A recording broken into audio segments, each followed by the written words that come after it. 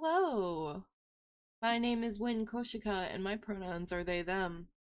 Today we are playing a new game that I'm pretty excited about. It's not new, I don't know when this came out, but new to me. I found it in my Steam family library. And this is SCP Secret Files.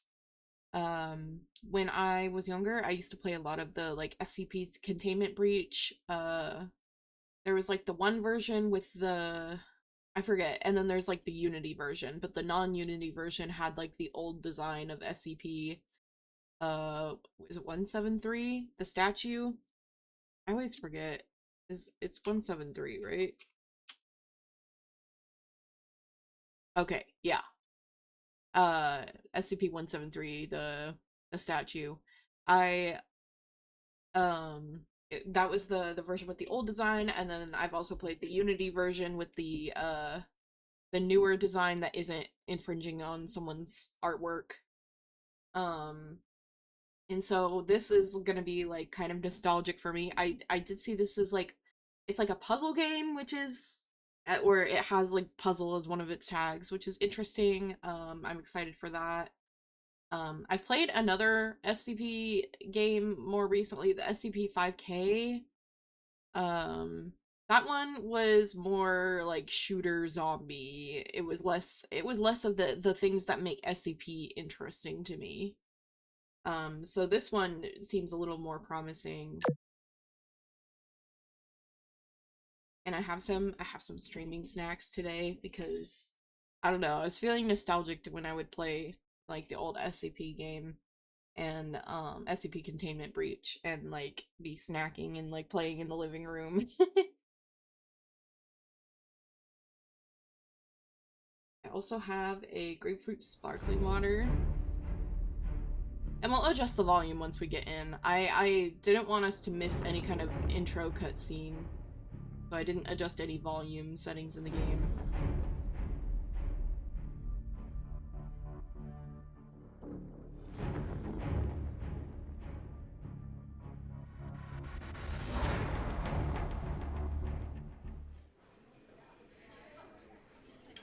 Oop. I am Carl. Carl Astana. A few months ago, I was preparing my dissertation in a restaurant on L Street. The pies there were rather to my liking. I became startled when the man sitting across from me suddenly shouted out, "The pies are total shit!" And oh my god, the text is so fast. After seeing that there were other empty tables in the restaurant, I said to this man, I don't believe I know you. Is there something I can help you with? Without answering my question, the man continued talking to himself. Well, look, so here you are. You're graduating soon and clearly you need a job, huh? It just so happens that we may have just the job for you. The man paused to add emphasis. A mysterious, mysterious job. A wonderful, wonderful one. Mysterious and wonderful, huh? Sounds interesting. Trust me, you won't be disappointed. He then handed me a business card. Both sides of the business card were black, with 3 letters printed neatly on one side. SCP. Look to open the envelope. Mr. Carl Astana. Congratulations on becoming a member of the SCP Foundation. The Foundation highly values your knowledge and expertise, and we firmly believe that you are the one we've been searching for. You will assume the position of Assistant Archivist in the Archive Department. Group 3. Director Chuck Auer will be your superior. Please go to the security office of Sector... What is that? I don't know that Greek letter. Greek... Oh, no, don't keep going! I didn't mean to do that.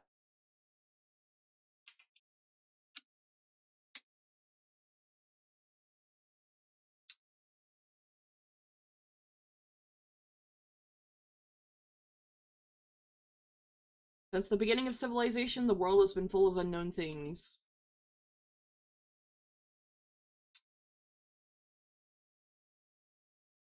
Due to their existence, the balance of mankind's okay. However, no matter how advanced our technology, no matter how great our scientific breakthroughs,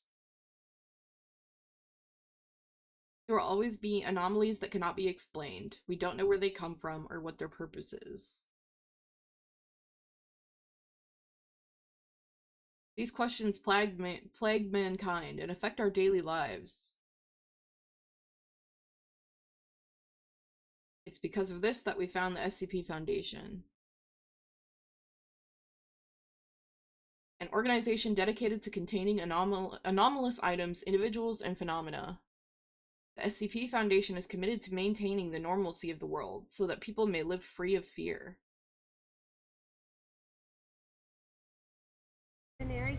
Oh my god! The sound was... must fight anomalies in the shadows.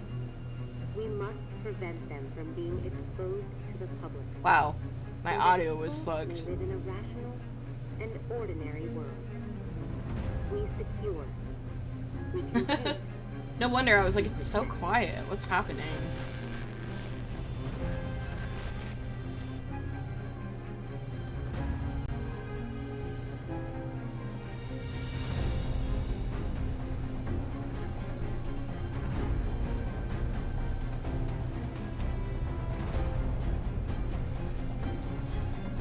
SCP Secret Files.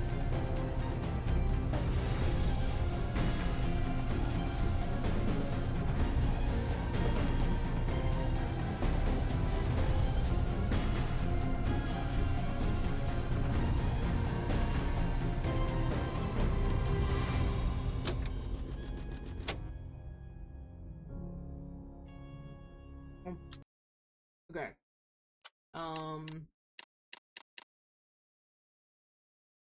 Do like a good 60.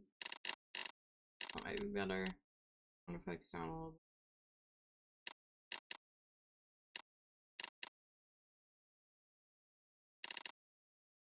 There. Oh, that's still really loud. Hi, Max! Welcome to stream! I love SCP. Me too, me too. Excuse me while I mess with audio settings a little bit. Dialogue volume. I'm gonna do like 85. Okay. Hopefully this is... The walking is still really loud.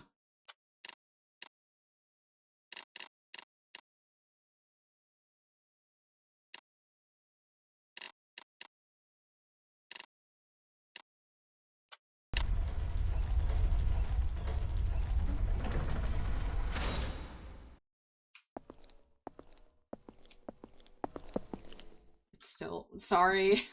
This is one of those things where it's trial and error. This feels like one of those games where the settings are like very almost all or nothing. Because it's still...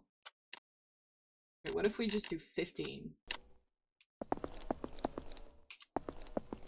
Does it feel like it's not changing at all?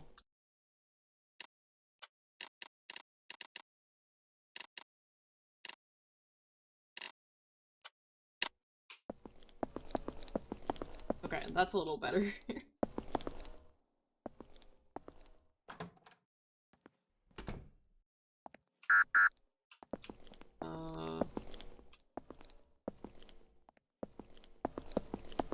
Okay, the first puzzle. How do I swipe my card? Oh. I have to pick up the card.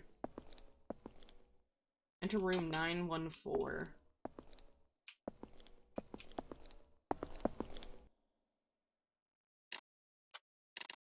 Motion blur.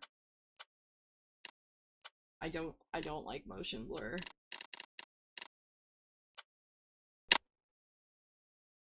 That's better. What's in here?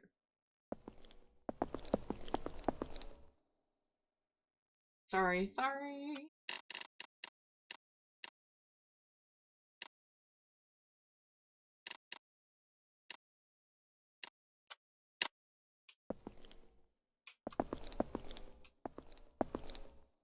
footsteps are so loud. Okay. 912. 914. Glowing, just for us.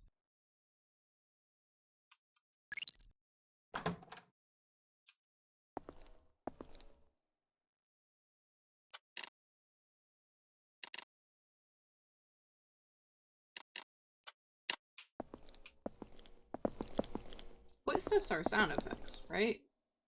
If I turn the sound effect volume all the way off, I shouldn't hear the footsteps anymore, right? No, footsteps are not sound effects. What are footsteps?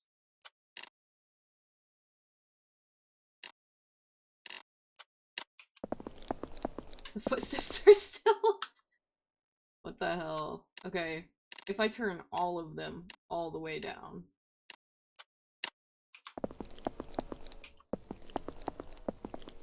Wow, you can't change the sound of your footsteps.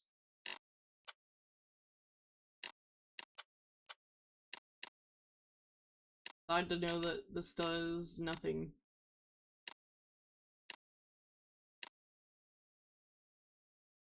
How are you doing, Max, while we're messing with this?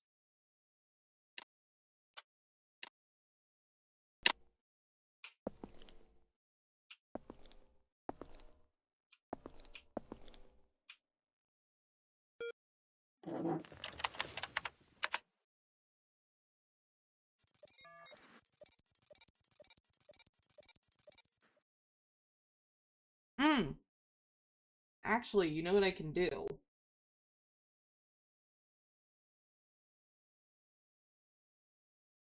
Sound mixer. I could turn secret files down.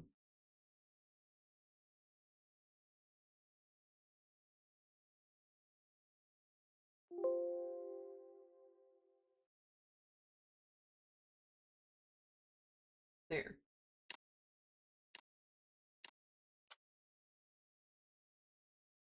You will have access to classified and top secret archives. Please confirm that you are aware of all confidentiality clauses. I'll read the rest of that now that I can. Doing good. Just got back from shopping. Got some Halloween stuff to DIY. Oh, that sounds really fun. Okay. You're aware of confidentiality clauses and agree to swear by and strictly adhere to all SCP Foundation regulations and guidelines. I agree. We're at Site 105. Welcome to the SCP Foundation. Before starting your work, please allow us to introduce you to the software used in the archive department. Each day, your superior will assign tasks to the mission module. When there is a new task, the button will blink red to remind you. Communication within the site relies primarily on the instant messaging system, where information is processed using level 2 encryption. Please pay attention to the blinking red reminders and review them promptly. Training is an effective means of information sharing within the Foundation. New employees must first participate in new employee training before they may begin work. This page shows public information of all sites around the world. You can view the information at any time. This concludes the introduction. We wish you success in your work.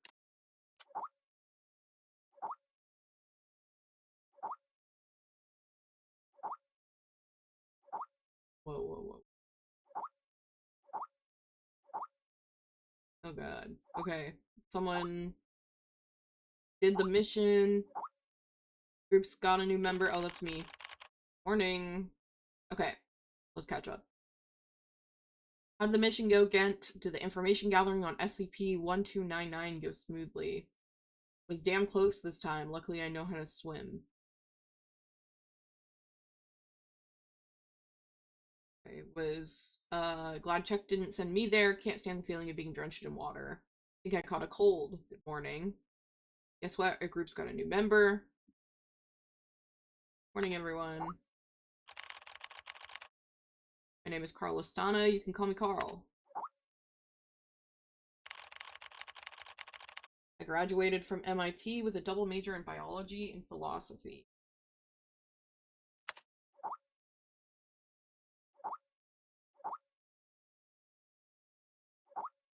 MIT. Oh, that's pretty awesome. It seems MIT is not popular here.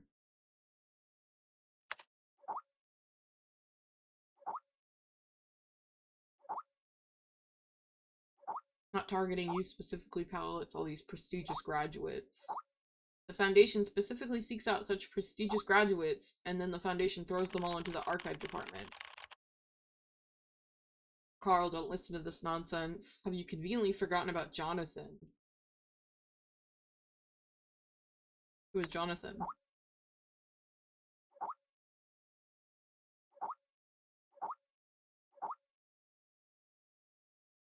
Jonathan graduated from Harvard or Stanford or whatever. Anyway, the specifics don't matter. You're all pretty much the same. You guys watched Rick and Morty last night? You prestigious graduates are so full of it. You think you can just beam through everywhere with your glowing academic qualifications. You got it coming. The tragedy he went through was inevitable. How dangerous could dealing with paperwork possibly be? Jonathan lost his left hand because he breached protocol and touched SCP-247. He was given amnestics, oh, and sent back home 2 days ago. Wait, I can't.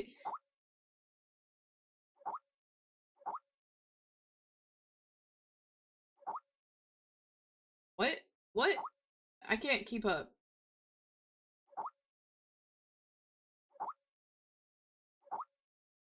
Rick and Morty is not a children's cartoon. Get scared, Carl.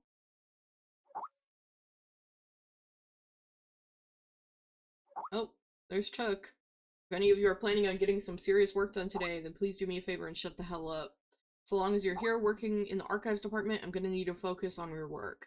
Unlike those people in the logistics department spending their time gossiping all day. Zoe, these archives contain missions. Gent, take some time off after you finish this project. Stuart. Okay, we're assigning work. That's all. The Class A archive must be handed in by the end of the day. That's my job. Do training. We need to review, organize, catalog, and modify all existing containment archives. No need to hurry. I need to attend the new employee onboarding training first before you can work at the Foundation officially. The system will send you a meeting notice. Alright.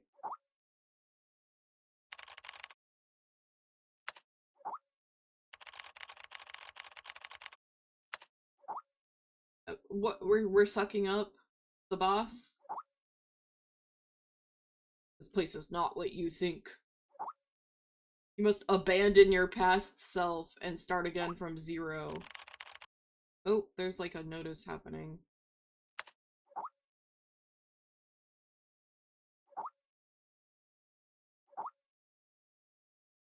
You will suffer.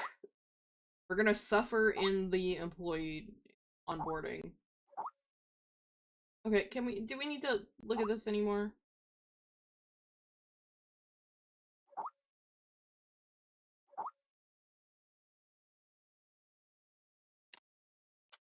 Okay. We're joining the training.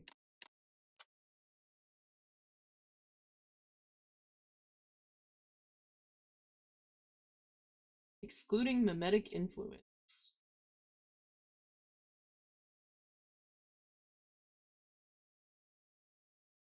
Oh boy. Time for training.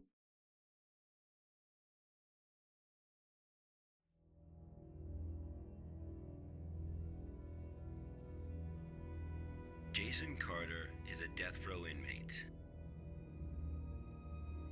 In exchange for clemency, he has agreed to work with the SCP Foundation for 30 days. Upon completion of his work, he will be a free man. Okay, I gotta turn down the music way more. Jason Carter is now D503. D503. Day 1.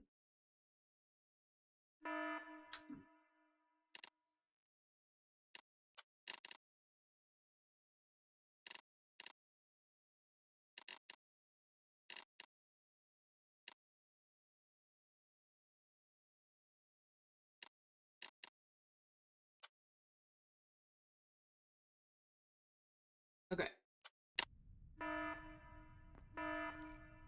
Car.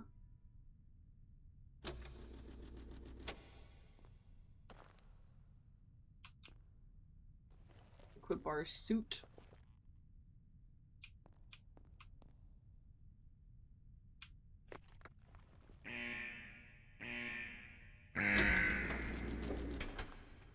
Cool.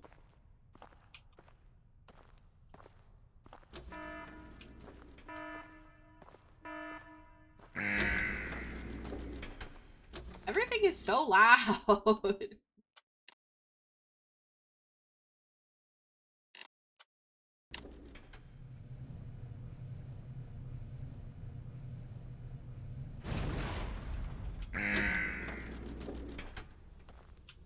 D503 was given no clear instruction of the task to be completed. He must find them out for himself. We must find them out for ourselves. Well, let's get in the truck.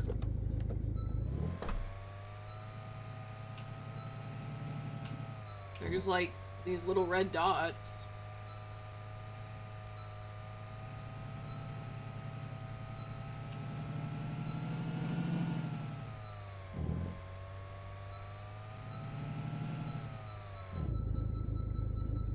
Okay, get off. Here. Oh, here. Collect. Damaged petrol tank. Plastic petrol tank, hard to decompose even after 100 years. One of the more stubborn pieces of waste. Okay, so we're picking up garbage.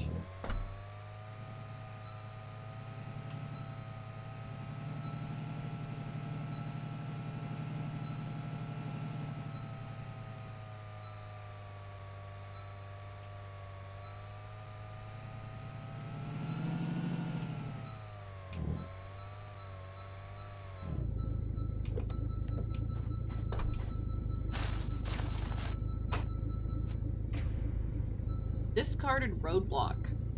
Blue roadblock. Although the triangular support structure is extremely stable, even it cannot withstand the erosion caused by the desert. I'm gonna open my sound.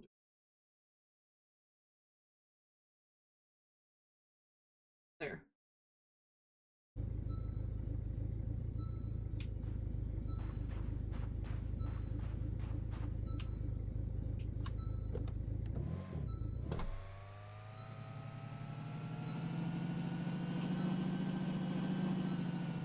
Oh!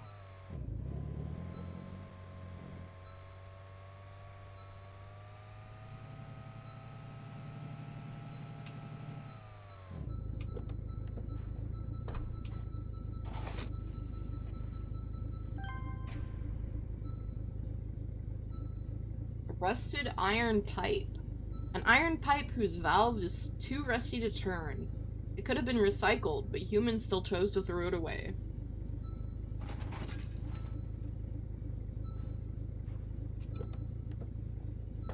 Oh, I gotta go back to the incinerator because my full of stuff. What is that? Is that the incinerator?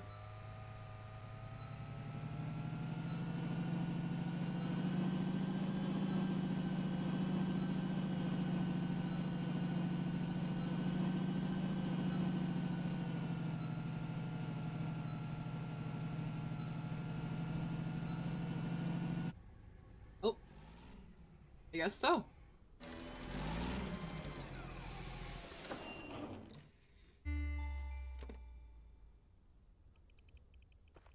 Okay. Incinerate.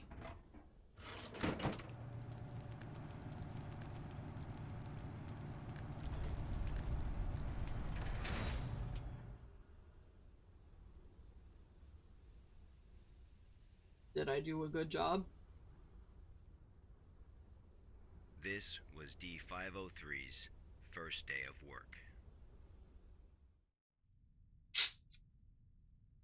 SCP protocol mandates that D503 now undergo a psychological evaluation.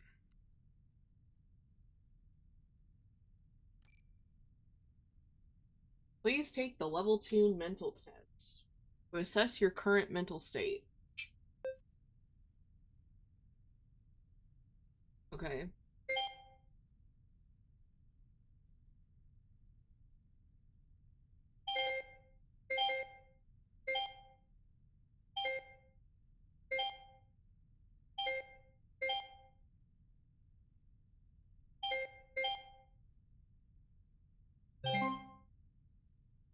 Testing. Oh, do it again.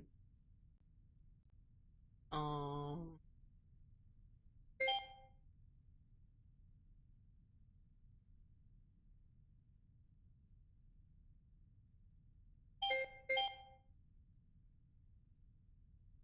Oh, nope.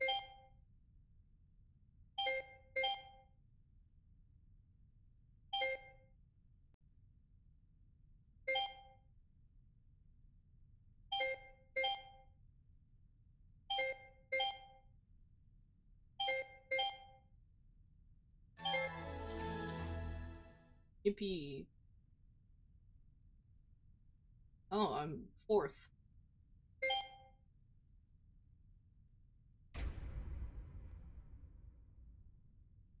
29 more days. Burger. Oh man. Threw my burger on the ground. Still delicious. Picked up the hamburger dropped from the window.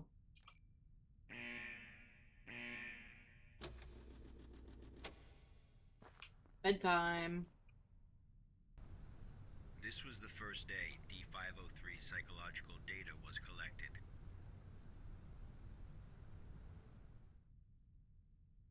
You're probably wondering, how can this job earn freedom for a death row inmate?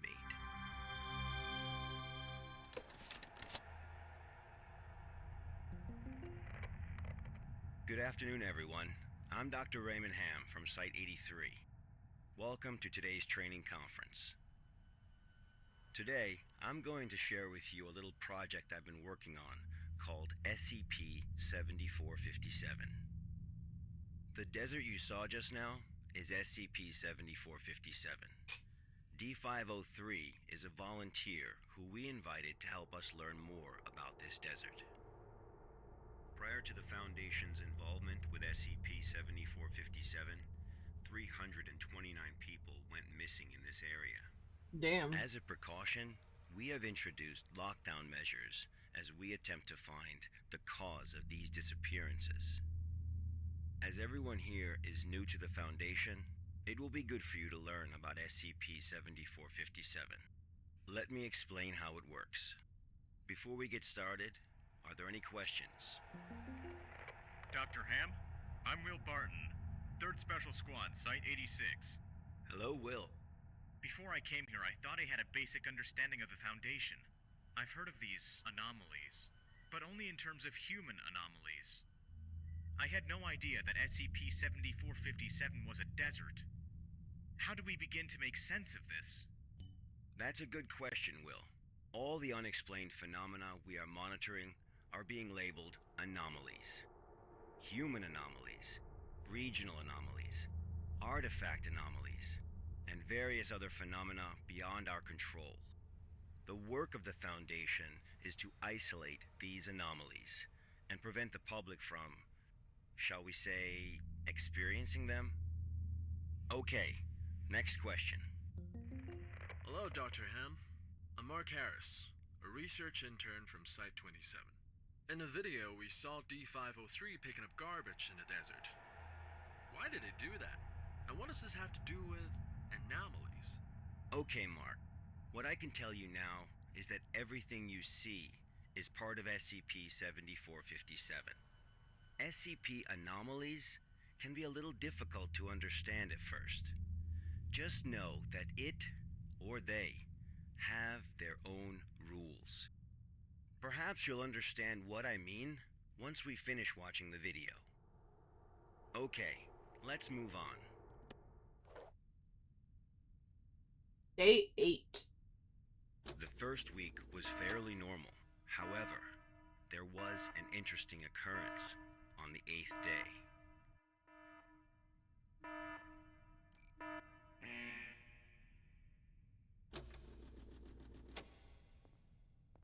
But we've been here a week as this character.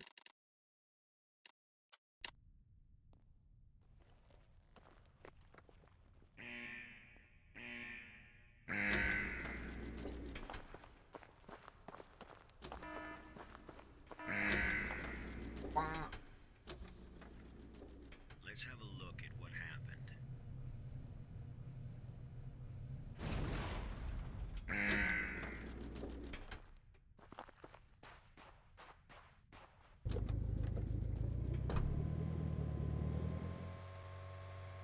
Okay.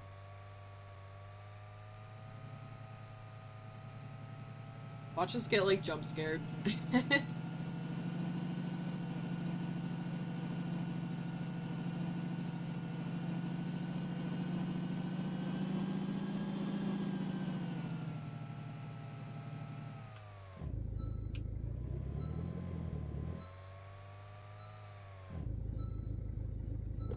It should be right here.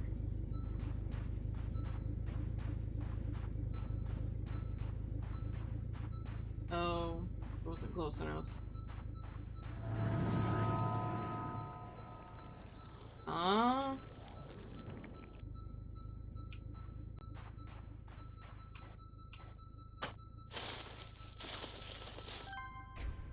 Black spindle. Wow, this one item is enough. It's much heavier than it looks and nobody knows why. It takes a lot of effort to carry. Huh.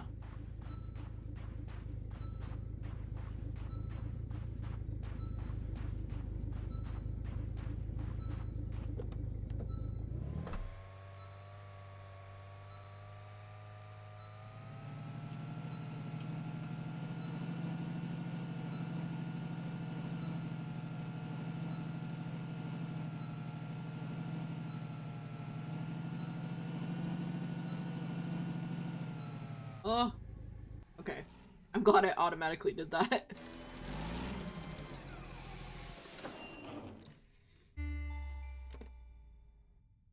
Black spindle. D503 had completed his task. However, he did not realize that he had already encountered his first anomaly.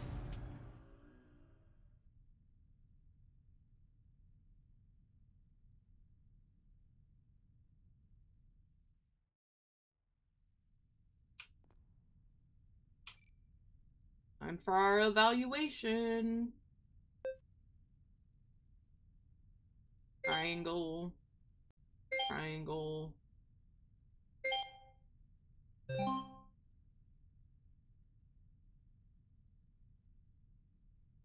Five. 5 plus 0. 15 divided by 3. 15 divided by 3.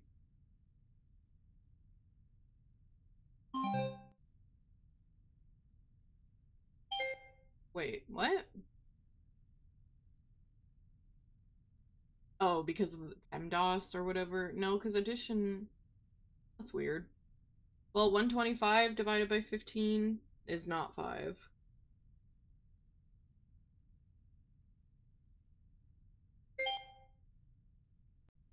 15483 minus 15477, that equals 6. Am I dumb? 5,175 divided by 25 minus 201, that equals 6. So that's 6. That's 6. 356 times 124. That's a lot. That's like 44,000 something. Divided by 254 would be like way more than 5.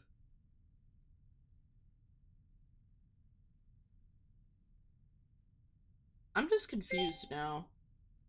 Oh, 3 pictures. I'm dumb. I thought it said all the pictures. Wow, I'm in 4th place again.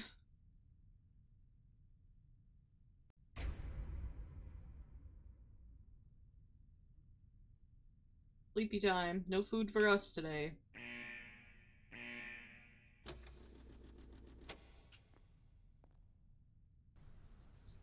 That night, D503's psychological data showed abnormal fluctuations.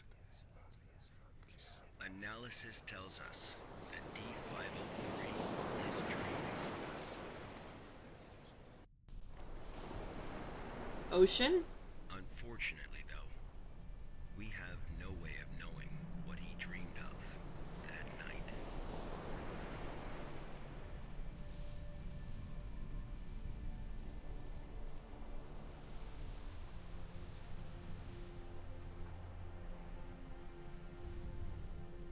Well, send the next one in with a dream journal.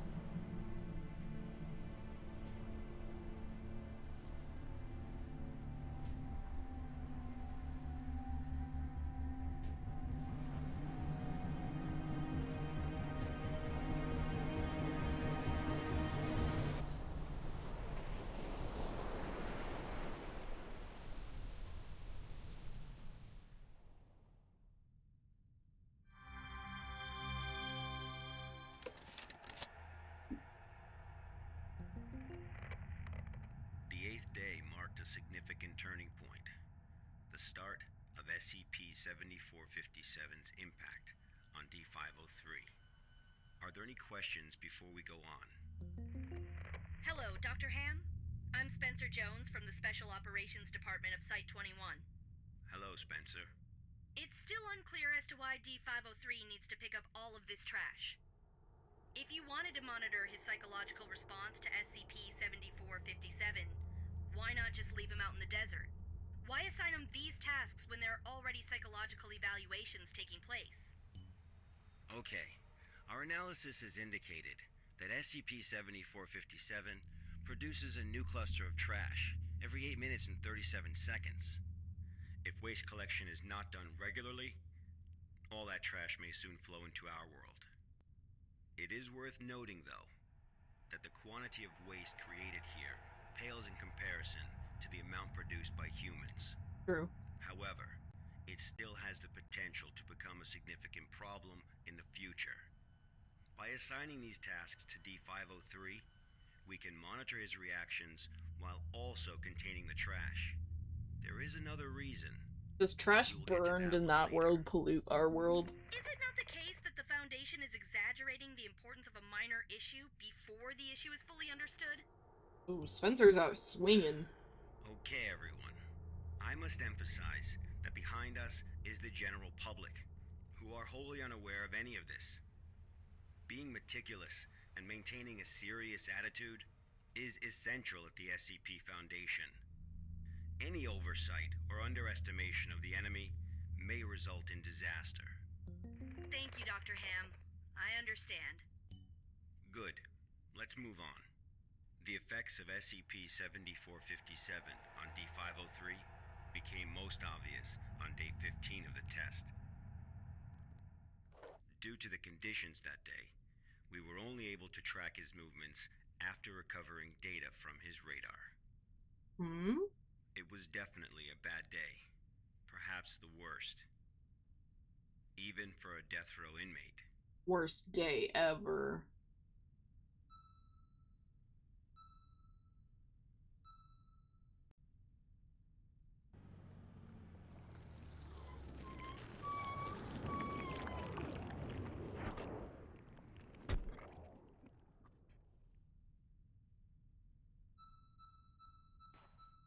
I already have 40 kilograms. D503 found a radar that perfectly resembled his own. Well, that's not a great sign. World War II type. However, D503 didn't seem to think much of it.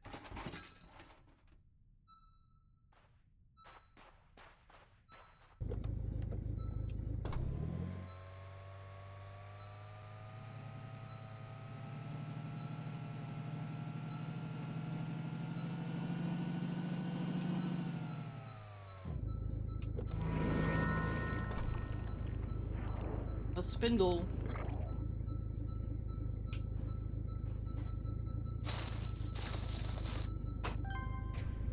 Black spindle.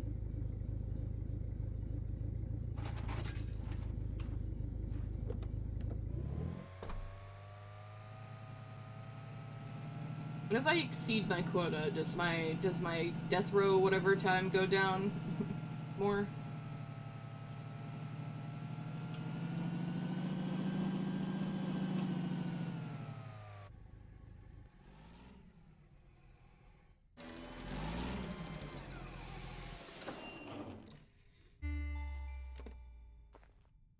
Persistent adverse physiological reactions proved to be a challenge for D503. He still managed to complete his work on day 15.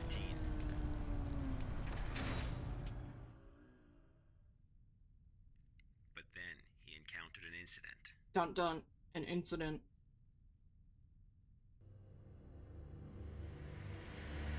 A sandstorm.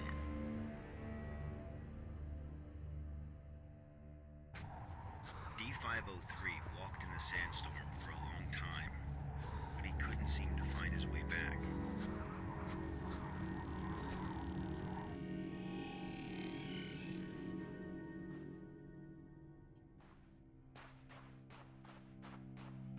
I see a castle though.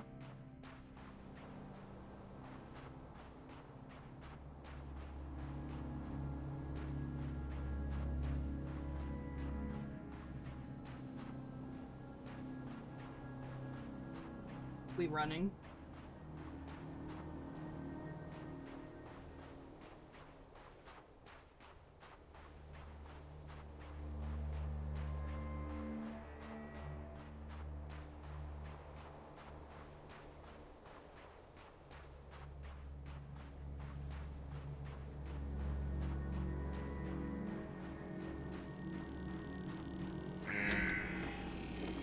D503 managed to find a site just as he was beginning to grow weak with exhaustion. A site he was not familiar with. Uh-oh.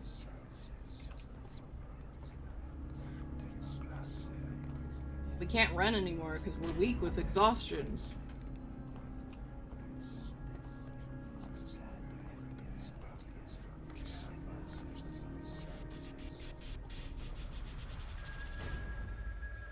Hi, Exia! Ooh. Thank you, Exia, for watering your tree.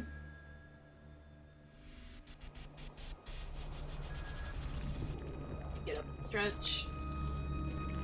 Lie. I can wait. I gotta stretch. Big stretch.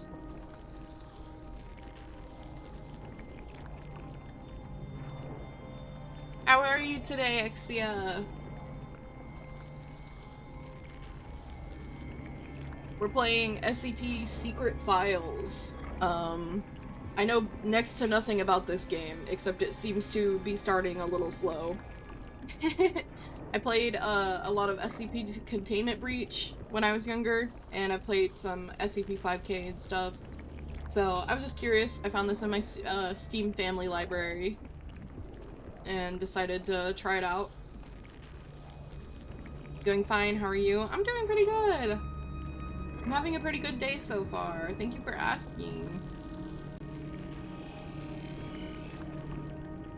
Why?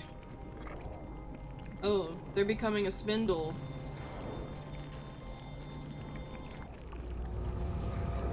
That what the spindles were? Corpses?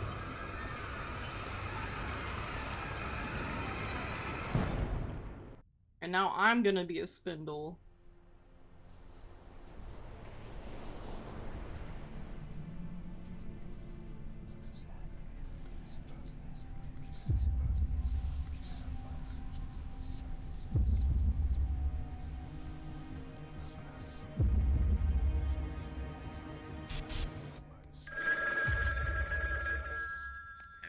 Experienced a call from an unknown voice.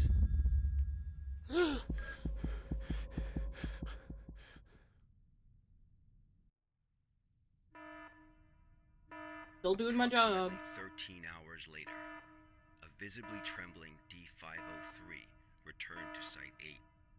We immediately performed a psychological evaluation. Oh boy. Oh. Major fluctuations can now be observed in D503's physiological data.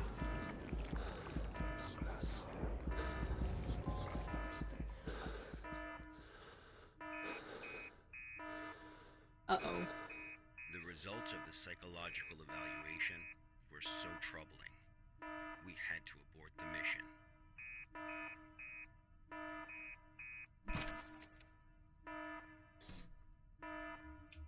D503 was able to break away from the Foundation's control. Oh. Wait, but now our place looks like that too?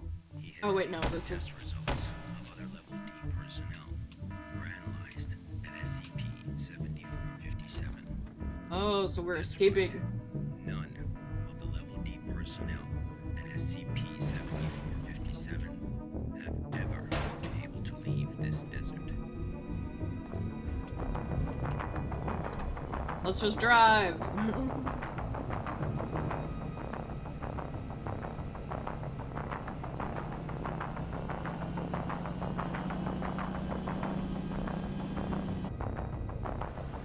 It's interesting that we're spending so much time in this game playing a character that isn't our character.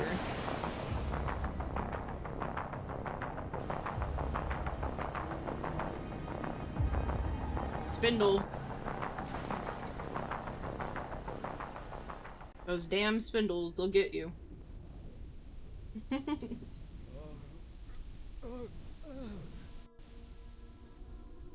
Now I'm in a city?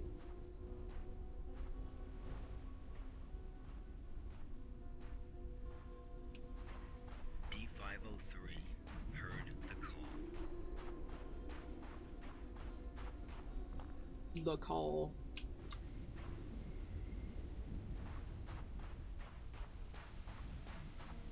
Humans often believe that their fate is in their own hands, that all choices come from their own free will. They don't realize that we humans form only a small part of this world. Out there, in the unknown world, we are as insignificant as a grain of sand in this vast desert.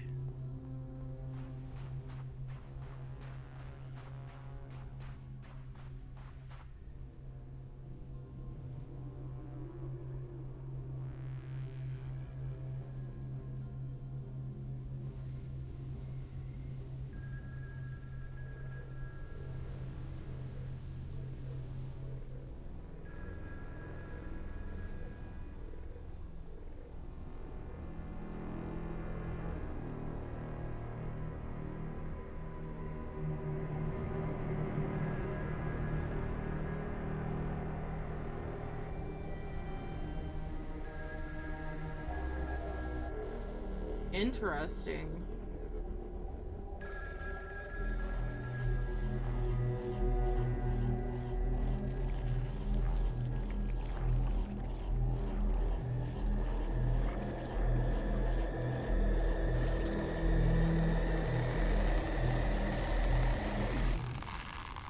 This is where D503's instincts led him. We have become a spindle.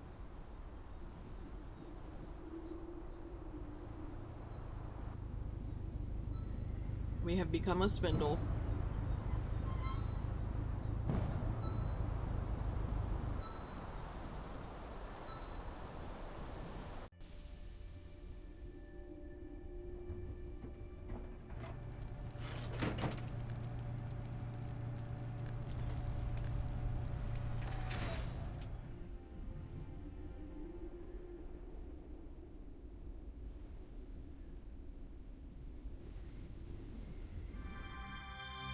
So who built all the incinerators? Are those also part of the desert?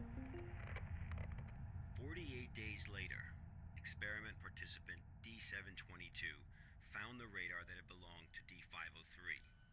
The radar was 31 miles away from the waste treatment facility. All the data we have came from this radar. People entering SCP-7457 will suffer varying degrees of psychological stress within an acute period. It manifests as a range of neurological and mental disorders, as well as severe and unexplained hallucinations. So far, not one participant has left the desert unscathed. The Foundation has tested 31 Level D personnel in an area spanning 2,267 square miles. Our testing continues. When you work for the Foundation, you will face various anomalies. Some can kill you, some may drive you crazy, and some will make you feel that living is worse than death. Let this be very clear. SCP-7457 is just a taste of what you will face in the future. Before joining the Foundation, you were all leaders in your respective fields and industries. Researchers, special forces, FBI agents, national security experts. Well, SCP does not care how smart you are, how accomplished you are. It doesn't matter to them how many doctorates and titles you have. You are no different from helpless ants when confronted with these anomalies. Remember this. It is the most important advice you will receive. Do not take risks. You will die. You are not as special as you think you are. If you encounter an anomaly, put your pride and curiosity aside. Run, because that's the only thing you can do. God won't protect you here. Damn, this guy's really getting into it. Welcome to the Foundation, rookies. I'm Dr. Raymond Ham, and this ends the first class of our employee induction program. We have to do all of them? Like, actually?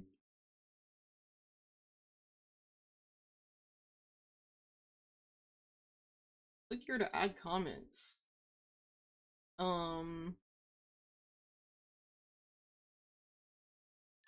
Sure.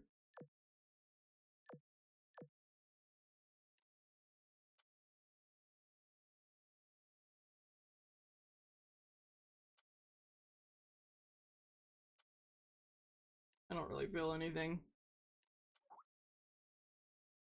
Hi, Zoe. It was fine.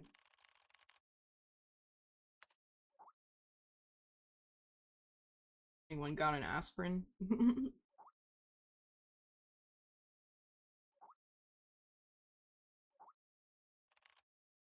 Got it. Can I do actual stuff?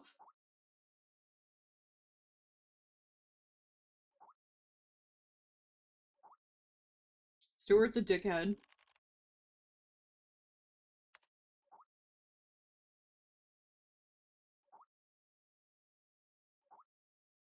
In case, you're welcome to join us. Join you where? The past hour has been torture. I don't know how the others managed to hold on. I messed up during the training session. I jumped off a cliff, fell into the icy water, and choked hard. I don't know how I even recall any of this because I have no memory of ever visiting any cliffs or waterfalls. But it was also real. I can even taste it in my mouth now, the foul taste of the river water. In any case, this is my first day at the Foundation. I gotta go to the cafeteria and get something to eat. Maybe that'll make my stomach feel better. So we actually, like, jumped off cliffs? I didn't get to see any of that.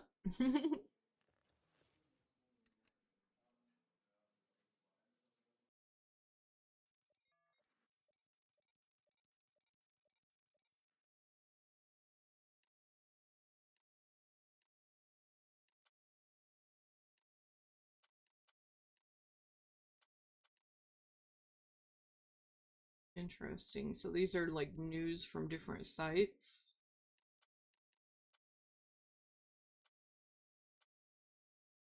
We're at 108? Incident 035A caused by SCP-035. Okay, you can't really click on anything else.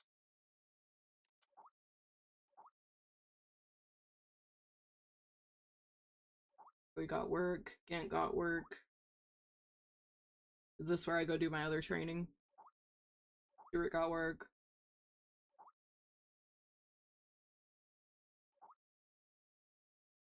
Why am I being assigned to field work again? Something went wrong at Site 74, so we need to take on more field work.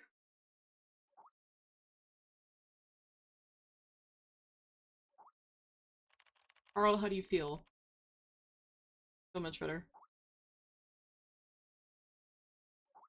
Good. This is your first mission! Here we go. Review the archives and organize them according to the requirements. Do not underestimate the task at hand. Go and finish it. I'll do my best.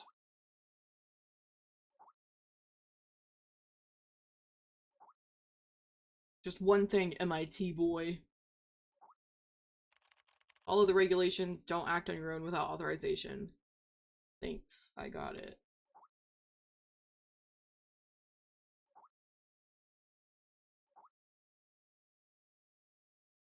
Stuart making Rick and Morty references. Okay. Are we doing an actual job?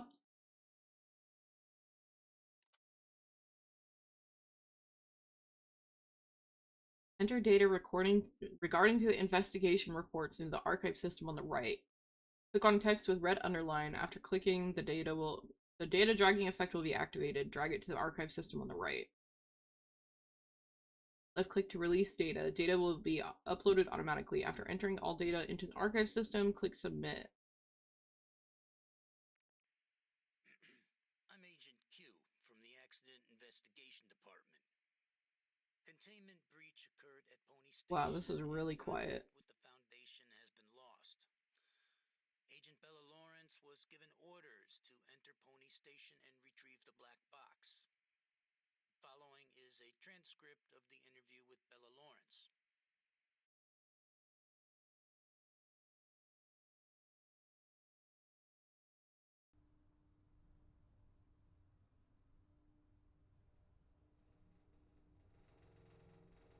Oh, okay, now we're Bella Lawrence with the black box.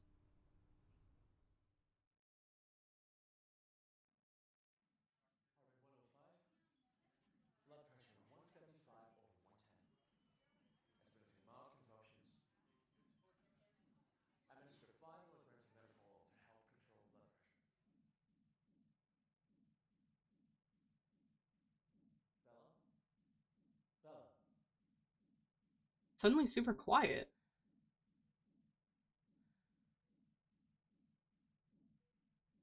The drugs seem to be taking effect. Go ahead and ask questions. I can't be certain how long she'll stay awake for. Okay, we don't know how long we'll be awake.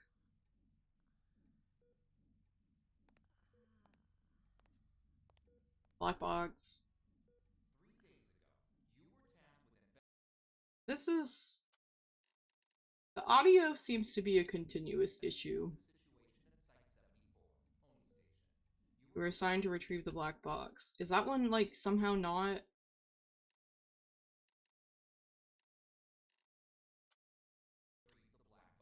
the black box. Okay. No matter what you do with the audio, it doesn't fix anything. It just it is like that. Now, out with it.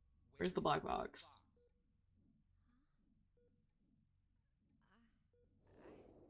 Yeah, I've been fighting the audio in this game since I started it. I brought it back. I brought the black box back. Don't lie to us. You never brought it back. No. You never brought the black box back? I say, yes I did. I completed my assigned task. I swear.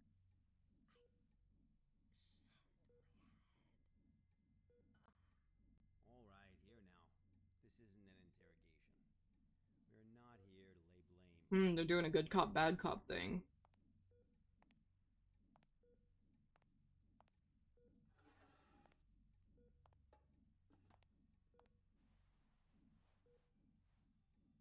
Bella, I'm terribly sorry to have to bother you in such a state, but it is critical that we find that black box. We need... Let me try. Sir. Slowly. by step. Why don't we start from the moment you received your mission? Well, it's slightly louder. I'll try. That night. Currently heading to mission site Site 74, Pony Station. We'll arrive in about 3 minutes. Very good, Sparrow. It's been 48 hours since the Foundation lost contact with Pony Station. SCP-701 experiments there have been ongoing. We have reason to suspect a containment breach. What is my mission?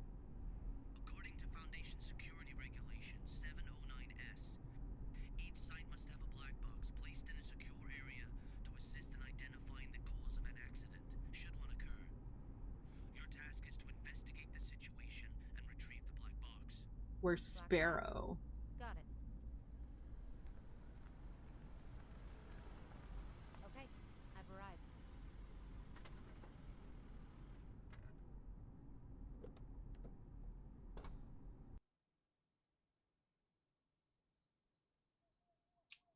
Okay, so it seems like this game is like, as the archivist, we're viewing like a collection of anomalous I'm able to observe the mission site from here, but it doesn't seem like one of the Foundation's secure facilities.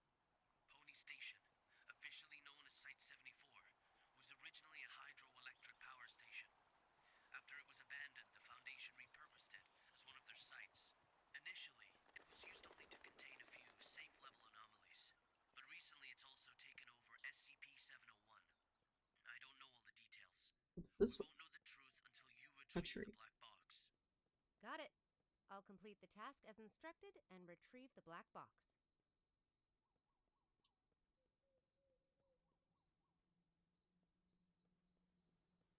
Yeah, the volume's all over the place in this, but it seems like this game is meant to be like a collection of different like stories of like people interacting with the anomalies.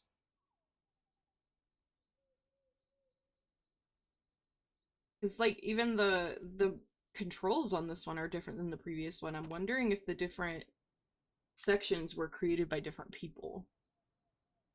Because in the first one, in the like training, we were like right clicking to close, and now we're like tab to close. And the UI is a little bit different.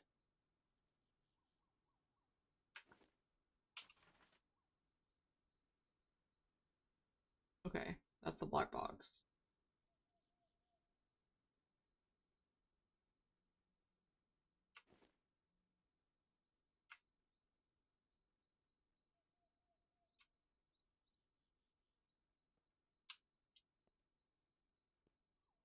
Good thing we have a perfectly cut open.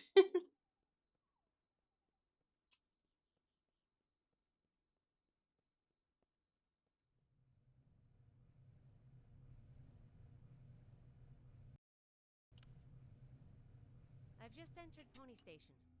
Retrieve the black box from the lab. Room 705. Take the elevator.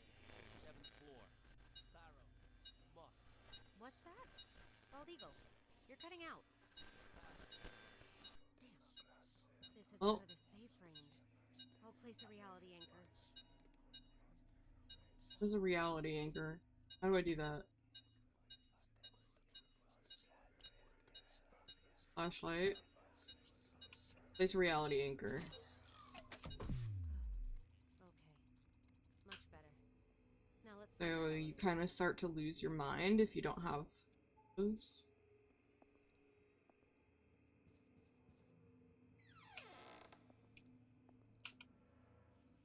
Got a queen! I like how different this is from the first thing.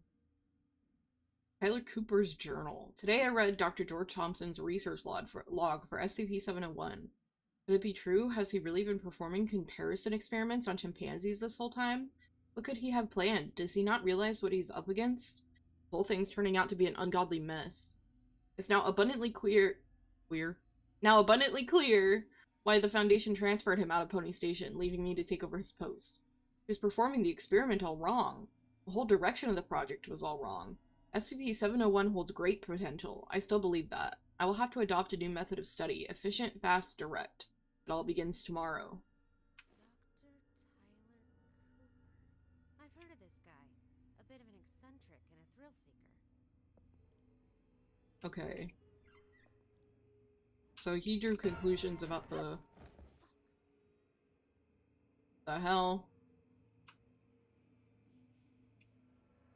He drew conclusions about the previous worker here that weren't necessarily true, kind of an unreliable narrator.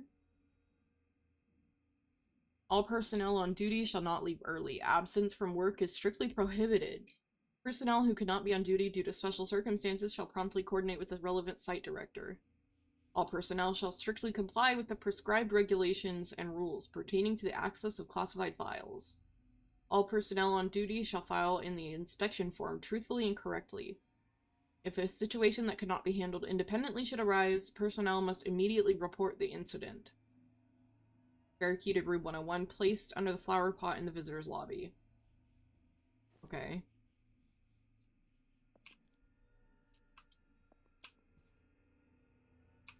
Well, first of all, can I open this? Key 101. Okay, that's what I need.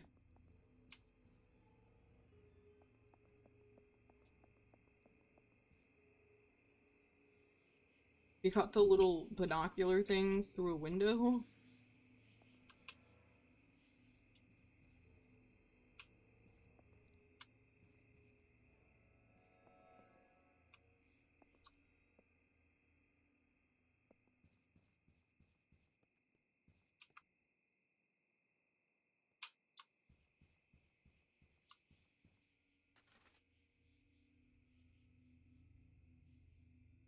Okay. Resource request form? Oh.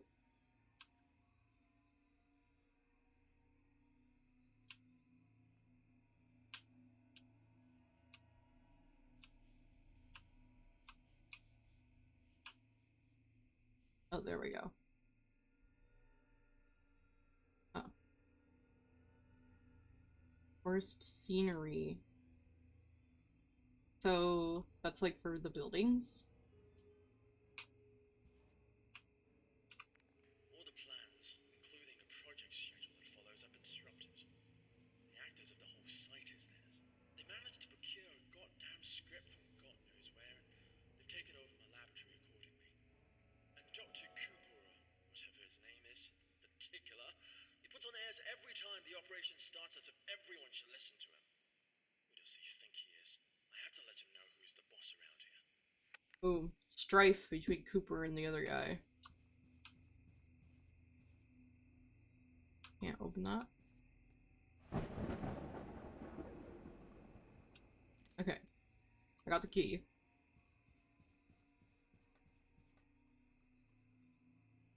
Paintings aren't held up very well.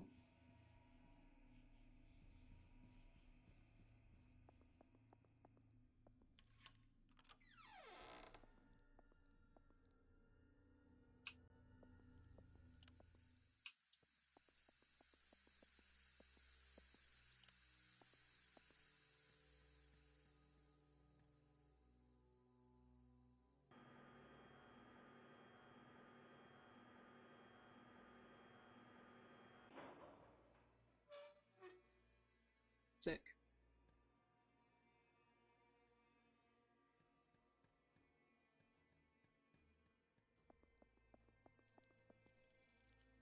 Jingle jingle?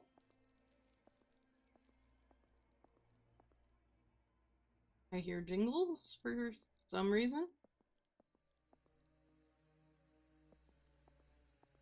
It is crazy how much quieter this one is.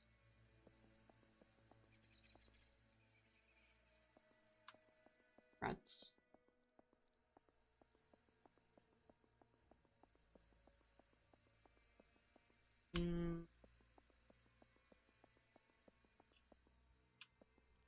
Okay.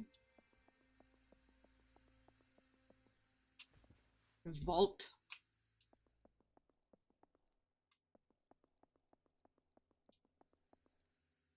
Got more mannequins.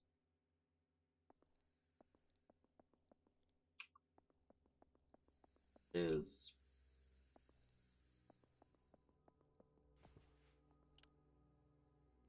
This must be the elevator. To the 7th floor, then. Blood we offered. The hanged king we served. I serve my king with my blood? Blissful suffocation, sacrifice of sin? What's this? Some kind of poem? Wow, that's the same thing that happened to the first guy.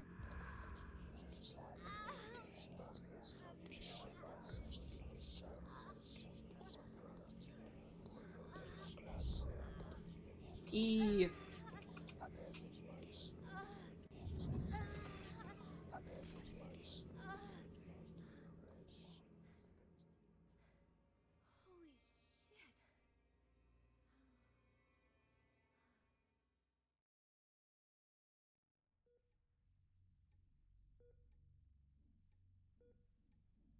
Holy shit. I'm very familiar with cognito hazards. I've been trained to deal with them. But this wasn't anything like that. I couldn't breathe. It was like there was a knot tied around my throat. I was weightless, hanging, gasping. No matter how much I struggled, nothing helped. This is so quiet. But perhaps it was just a nightmare, though. No. We wake up from nightmares. Not from this. We wake up from nightmares.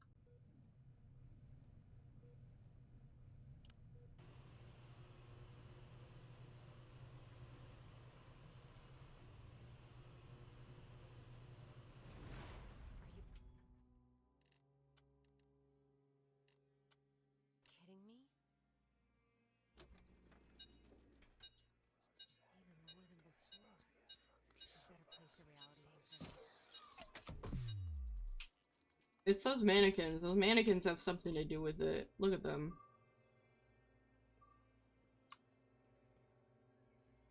I guess I'm taking the stairs.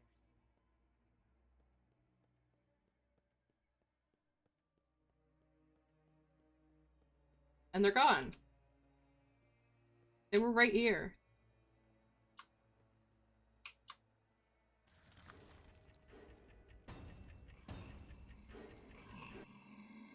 What the?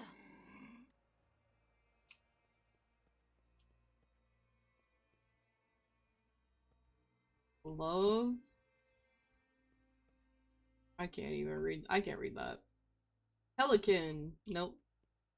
Hey, PD, I can't read anything.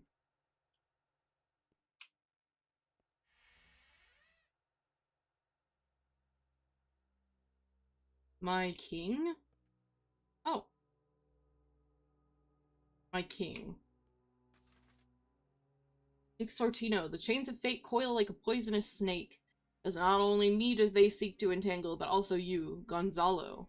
The curse before death is frightening indeed. Petruchio, get this meddler out of my sight, let dead men remain speechless. Petruchio extends the noose and strangles Sortino's neck.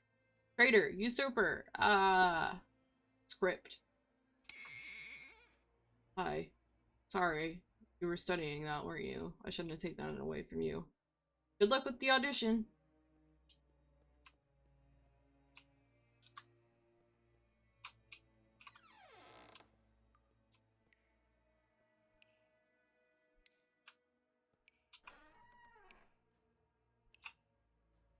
You also have a script? Incomplete script 2. If the lies of the monarchy were to be recorded in a book, the archivist would never know a moment's rest, and would have evidently become overburdened with fatigue. Maid Beatrice. Empress Lord Antonio is here. Isabella.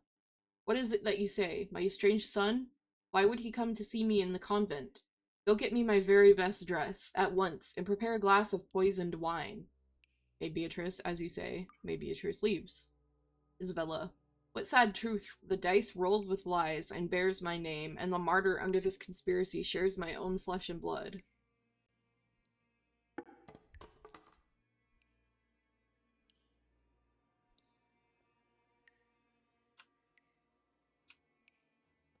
They're studying in their green rooms. This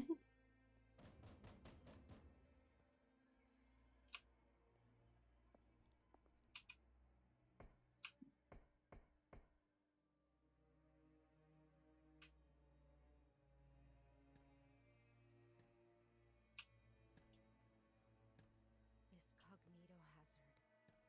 Could it have something to do with SCP-701? The situation here is much more serious than I expected.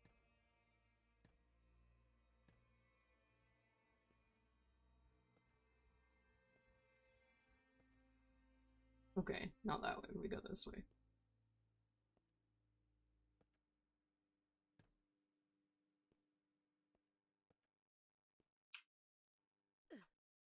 Oh.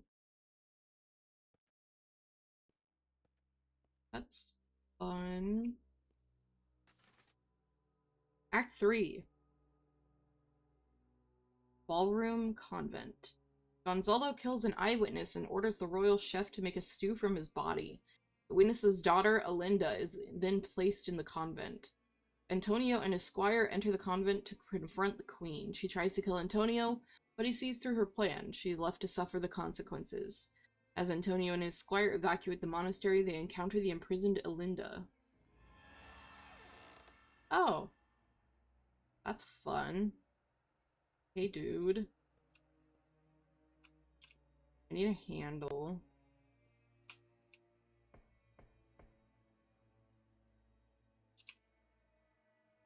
What? Why would I be getting up here? Am I diving into that vent from here?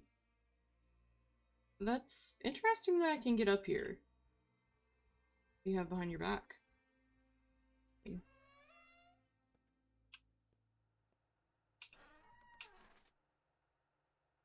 Incident clipping. A mass incident involving several students in the auditorium took place. There's a violent riot.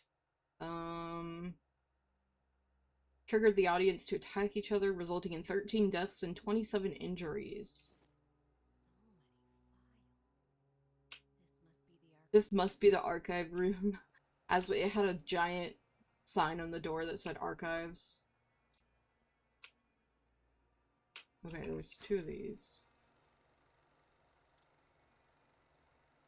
The Hanged King's Tragedy. Is that the play we've been reading?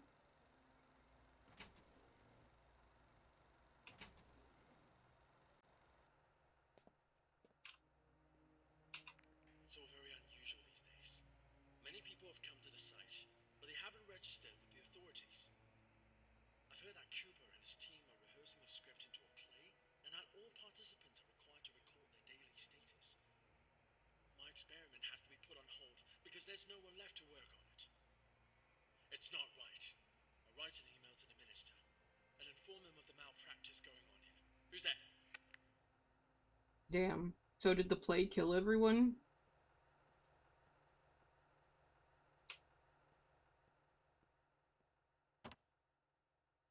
File cabinet handle. Oh, gone.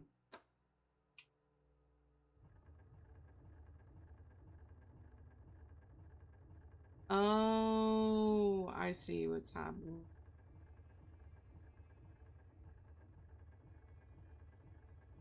I'm gonna put it lined up with this. Right, right.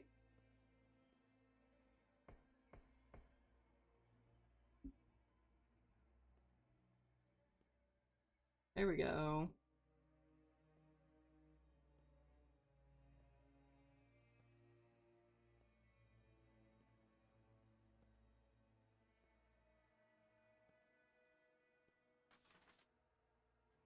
Tyler Cooper's Journal 2. At first, most of the on-site personnel were apprehensive about participating in this project, but after distributing some SCP-701 documents to a few volunteers, they became widely circulated, and the number of people coming to sign up suddenly increased.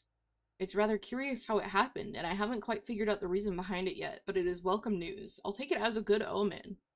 Now I've managed to mobilize the entire station to participate, every single person.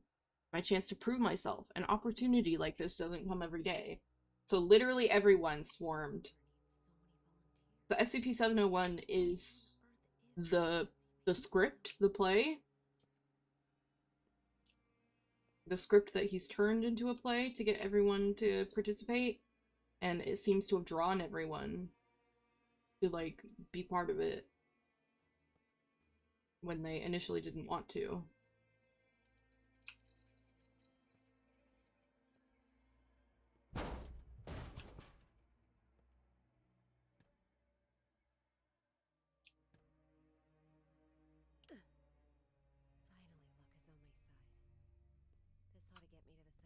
I know it probably wants me to go up, but... Rehearsal notice. The Hanged King's tragedy. Sacrifice everything. Rehearsal notice. First group rehearsal. Second rehearsal. Final rehearsal.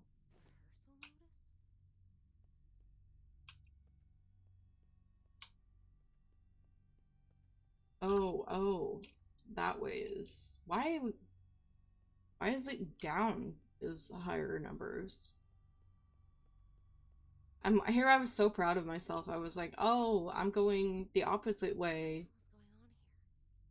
What's going on here? 4th floor again? The way out of here might have something to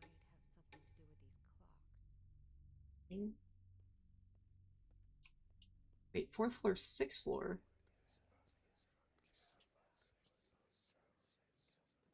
Old clock.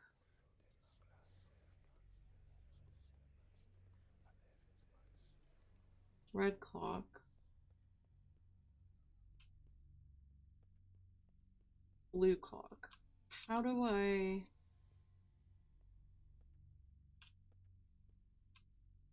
know?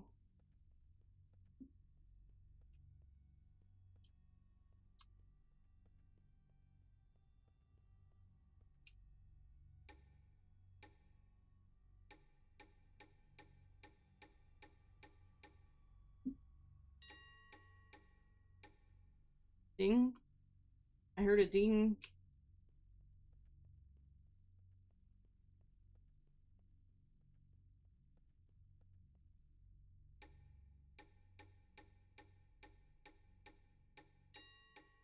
Ding.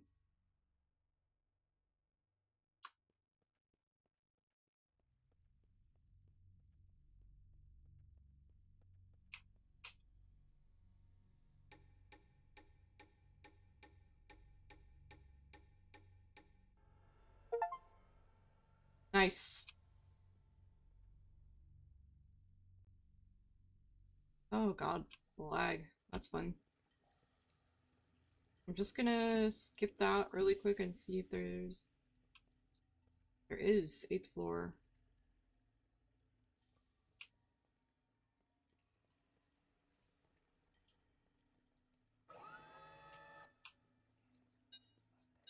I've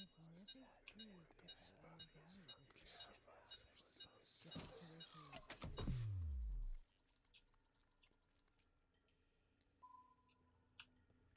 In the sewers. What is that smell? When was the last time I cleaned this place? Probably a corpse. Looks like a corpse. Oh, the mannequin.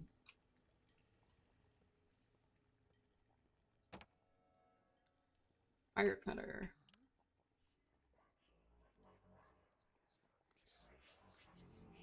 Wow. A hanged king. And they're all hanged. I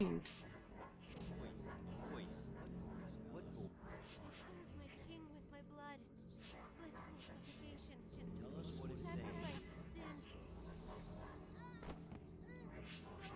No!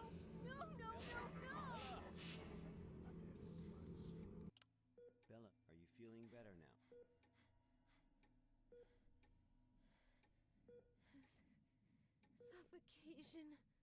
Like a rope. Looped around my neck. Pulling tight. Weightless. Hanging.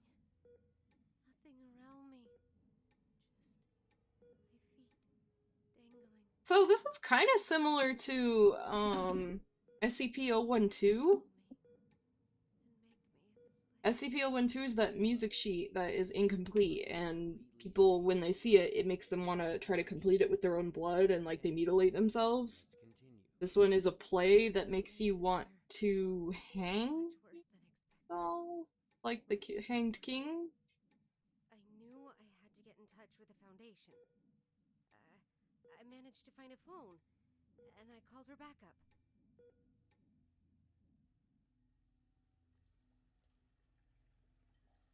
This is Sparrow, 09868, for Bald Eagle.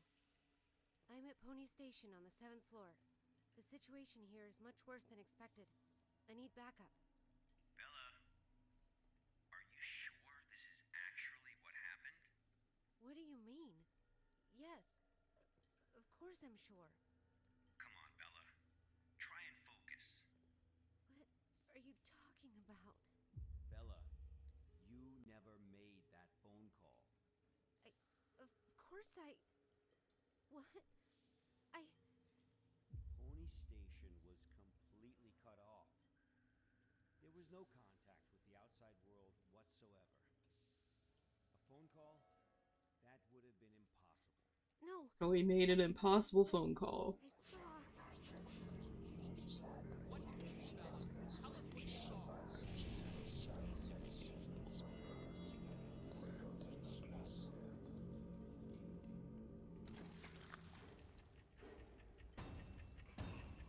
Big chained mannequin creature. Okay.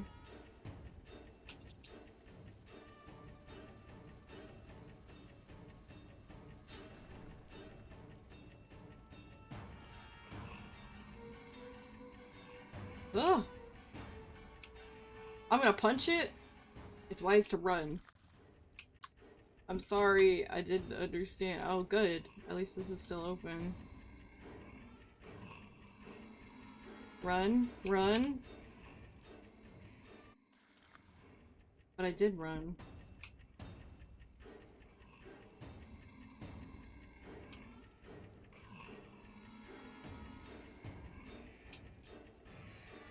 Okay, apparently I was too slow.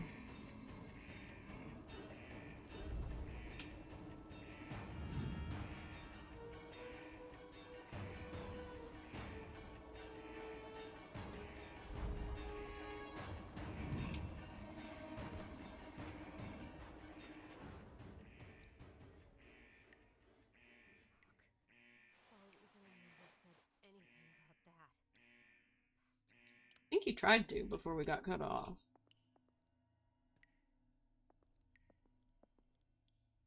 Electricity needed. Okay. Looks like something bad happened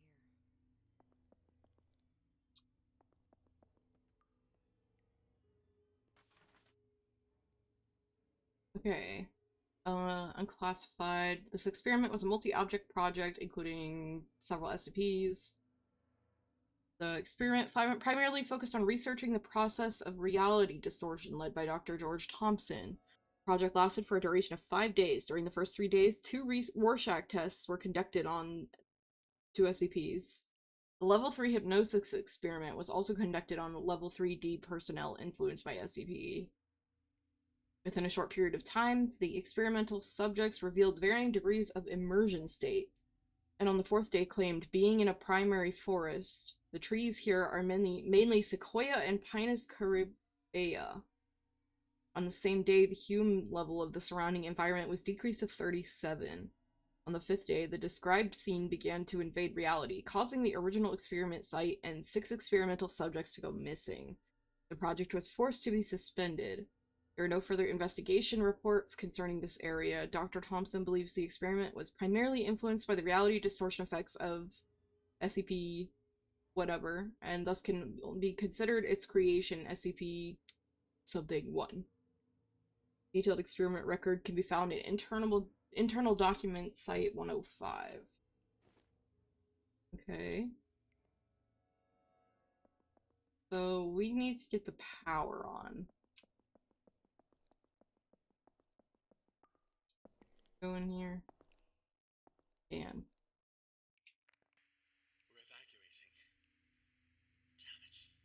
Ooh, okay, this is about to play. Everyone went crazy. Some hacked themselves. Some killed each other like beasts. So they did the play. Some people killed themselves, others killed other people. Everything that happened here is all Cooper's fault. It's their fault. This will be the last recording from the experiment. The hydropower plant was shut down forever. Damn, this must be George Thompson leaving these notes then? Ah!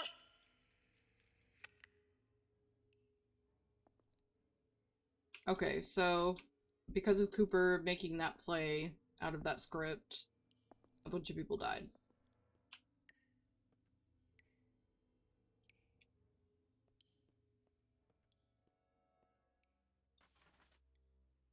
Oh, Cooper's Journal 3. The scripts have been out for a week now, and the participants have had minor rehearsals as described above. One thing continues to baffle me.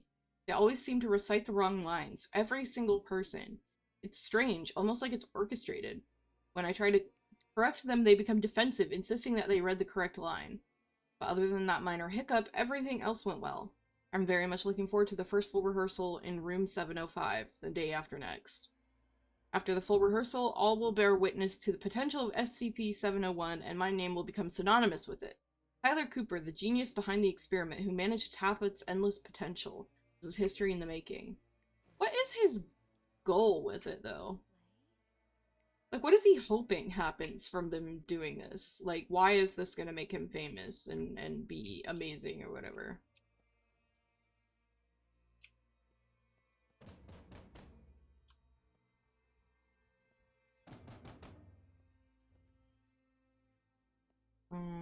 There's a paper there, but there's also stuff in here.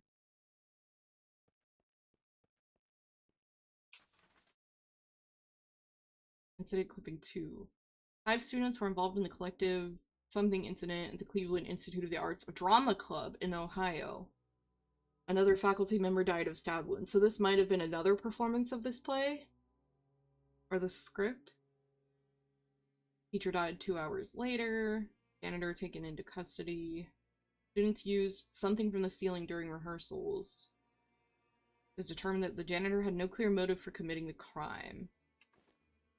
He's in the psychiatric hospital. Okay. So... oh, script 4. Okay. So I wonder if that's what's happening to Bella, because Bella's picking up all these script pieces. Oh, oops.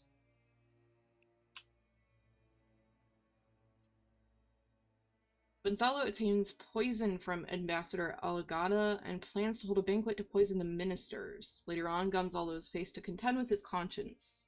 In a monologue, he describes his remorse for his crime, but he knows there is nothing he can do about it now. Antonio, Alinda, and the squire escape from the convent, and Antonio promises Alinda that he will exact his revenge and marry her as the new queen. Cool.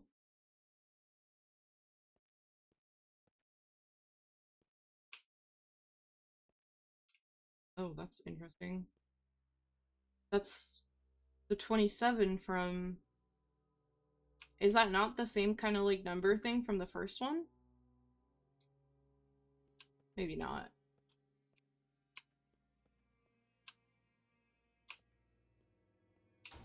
Turn on power. Oh, look, my doors. So, I wonder if there will be mannequins and... oh, they're gone.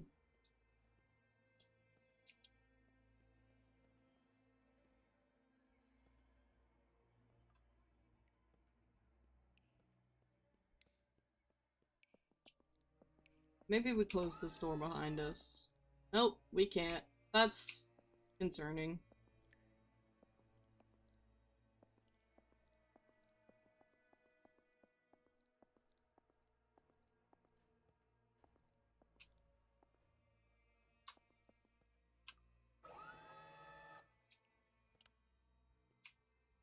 Hey, dude. Nice bow.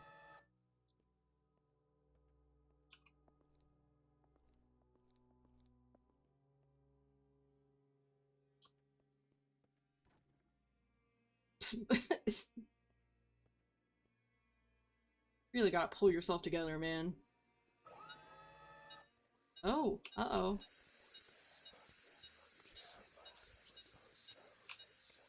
Reality anchor.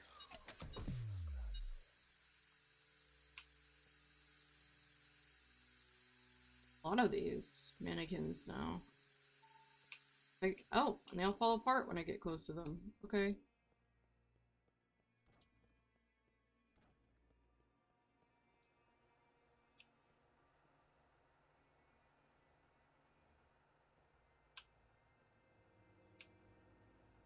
I feel like I'm gonna run out of reality anchors.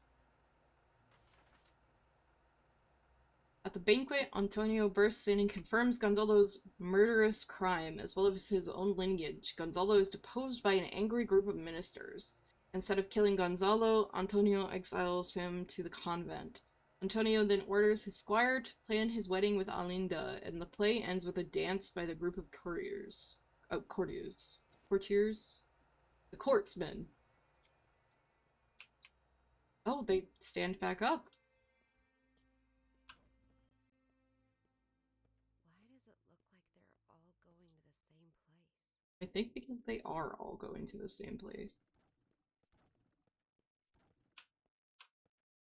I'm not sure that we should be going there.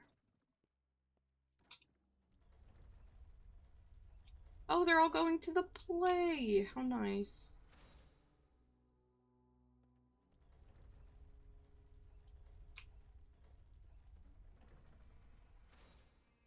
The black box. Also interesting that the black box is just sitting. All that.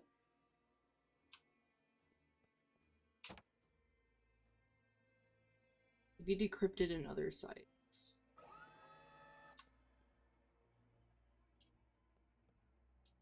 Yeah, this is normal.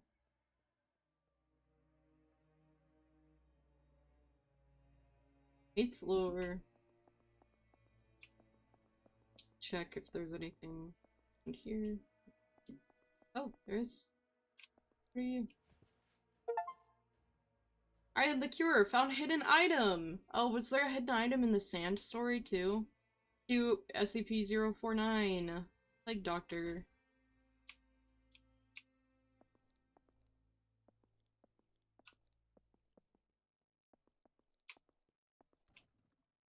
SCP-049's like voice clips always go so hard.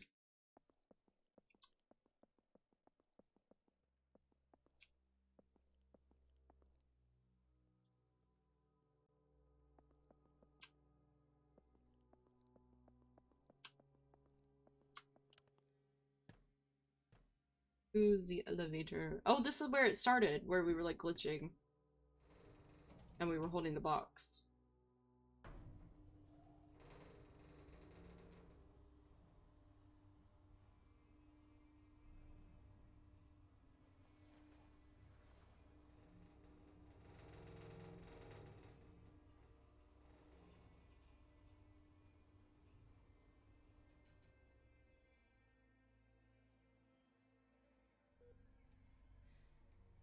Bella, we really need you to tell us the truth here.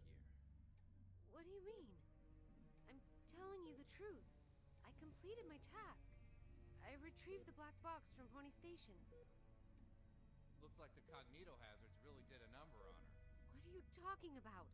I'm fine. I don't think you're fine, girl. There was no black box in sight when we found you. That's impossible. I'm positive. I know I had it in the escape elevator. And there is no escape elevator in Pony Station. None of what you're saying adds up. Clearly she's not trying to lie to you, dude. It's just impossible. Look at me, Bella. Try and focus. What really happened? What really happened?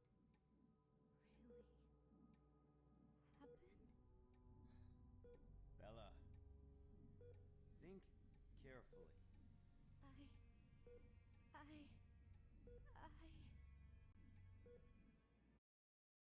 Oh.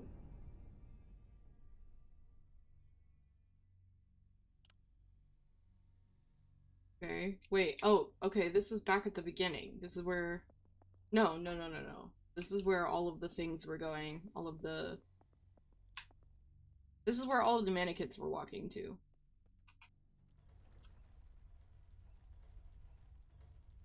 Okay, the play. Where's the black box? Black box was not here. Just the mannequin with the crown.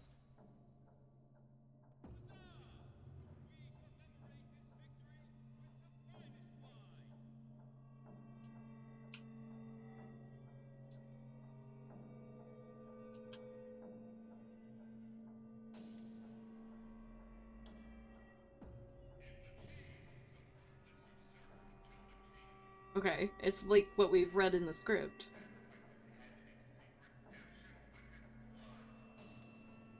Redemption of his blood.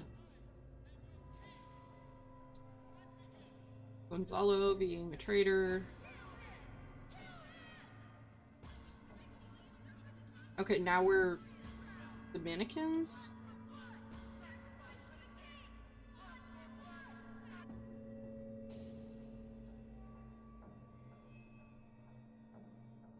So this is what happened to them when they performed it.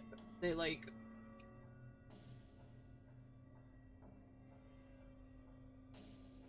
Fuck, not again. Did that? Okay, now- ah! That scared me. Why are we trying to punch it? Okay, where go though? Where go? It's so fast. I'm not fast enough.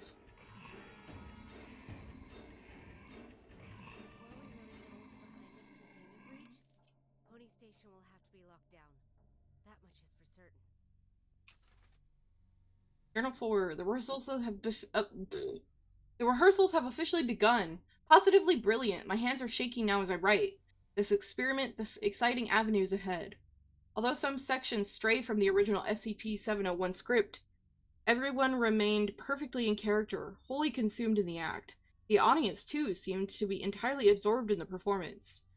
A strange thing, though, I noticed a certain something, a person perhaps, appear on the stage. He was not one of our original members, but, well, he was quiet and reserved, rather friendly.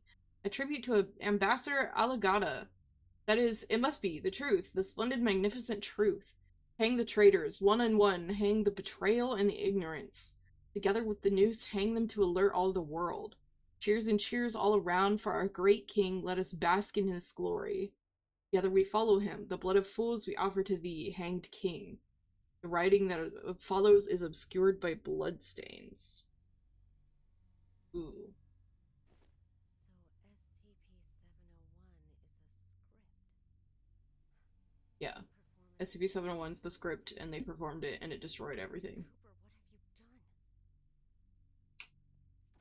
done? Oh. Both fell down.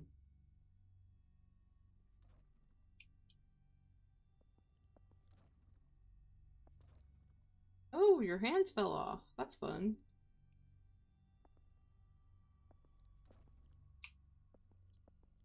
They're all fighting each other. So I'm guessing the mannequins are acting out what happened. Look at that guy. It's those mannequins again. Where are they heading? But where have all those volunteers gone? Rehearsal script 1. Oh, so those were the unfinished scripts, and now this is the rehearsal script.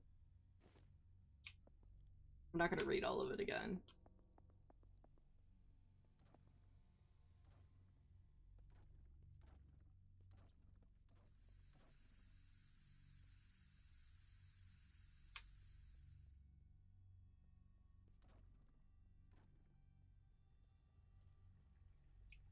We've got a little generator.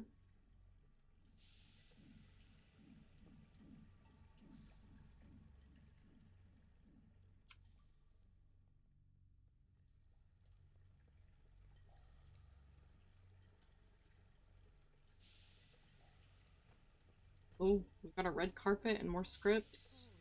Holy fuck. Guess this is the ending of their performance. Oh, those are all the people. SCP-701. The Hanged King's tragedy. Oh boy, they got one up there just for me.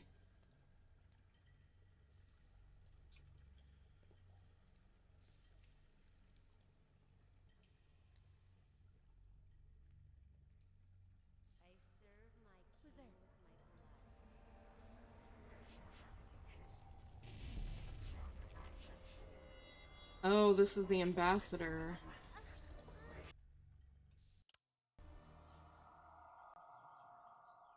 What the fuck? Hmm.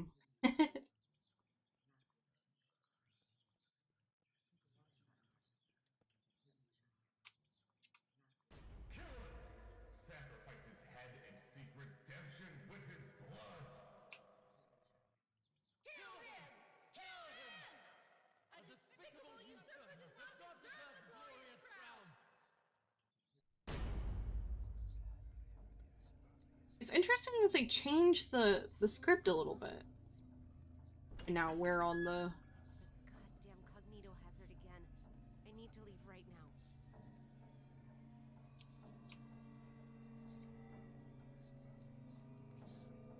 So we were on the throne now?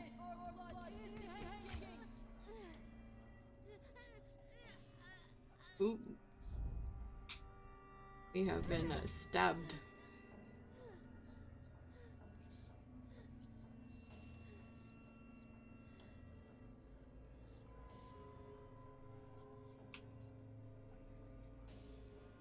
We can't run.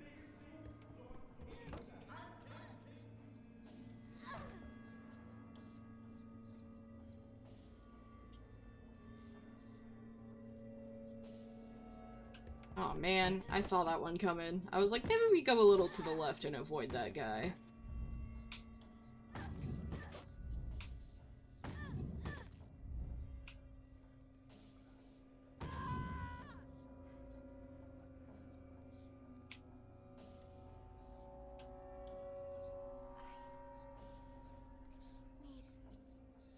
Need to leave.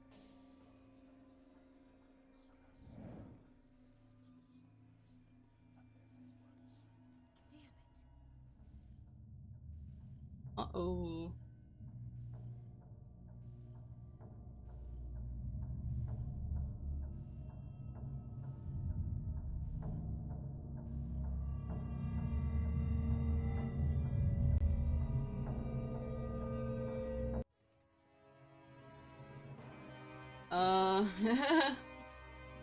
That's not nerve-wracking. They all, like, start turning to look at you and...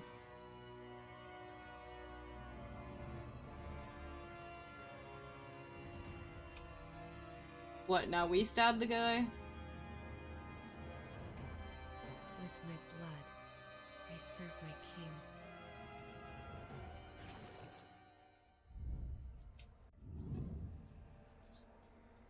With my blood, I serve my king. With my blood, I serve my king. With my blood, I serve my king.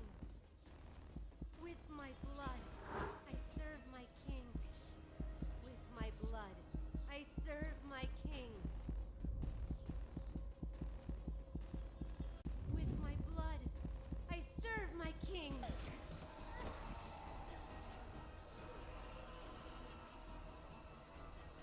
Whoa.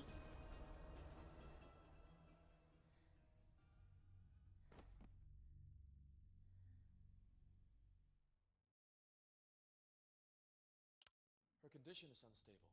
I've just injected her with a sedative, but you need to let her rest for a while. Thanks, Doctor. So it seems like she Let's go then. We survived? haven't found the black box yet. You still don't get it, do you? Get what? What do you mean? A black box is merely a vehicle for recording the truth. But a black box isn't always a black box. You mean... That's right. She is now the black box. Got time for a cold one? Damn, we're a black box now? What does that mean? Oh, a black box is just a vehicle for recording the truth. So I guess, like, by sending us in to quote-unquote get a black box, we are the black box because we found out what happened there.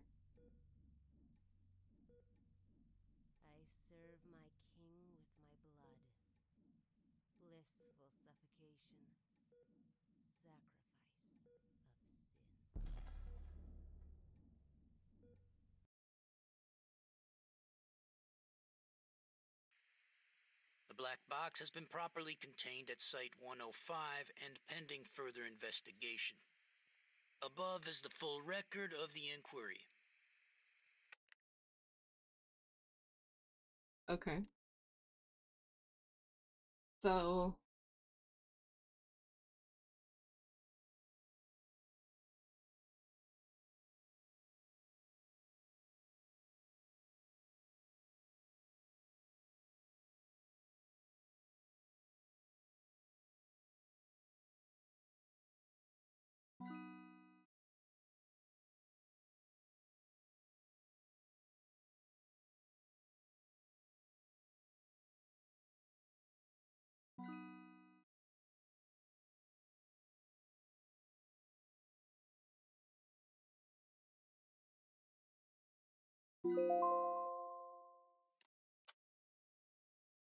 Cool.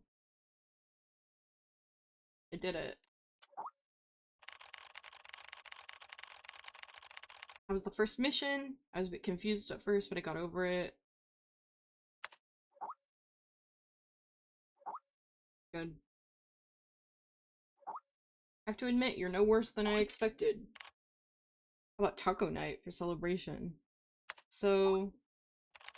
are we really using a living being as a tool to contain anomalous objects? Hey, MIT boy. I've seen a great many field agents. They're prepared to sacrifice themselves at any time in order to complete a task. Secure, contain, protect. For them, it is a creed worth paying the ultimate price for. And it is our duty to record all of this truthfully and honestly so that people may remember them forever. Okay, I understand.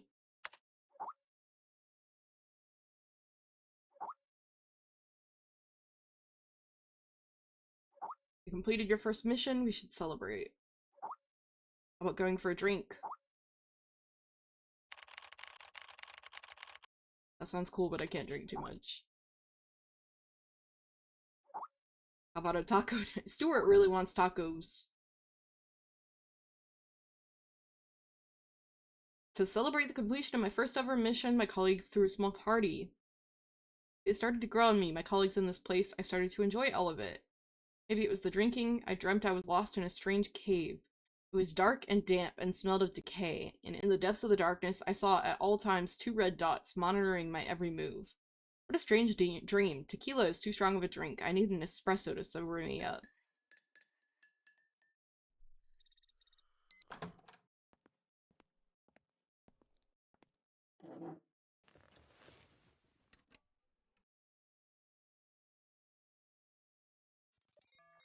Okay, are we doing our next mission?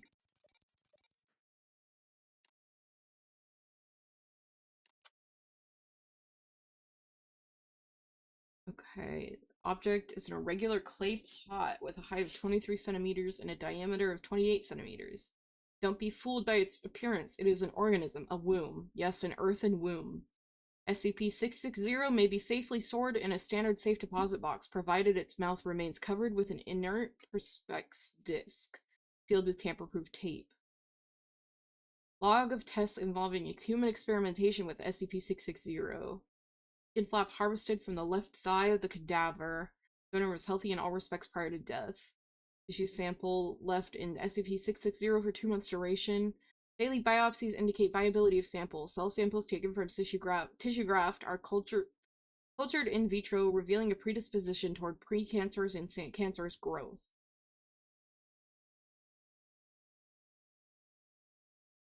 Okay.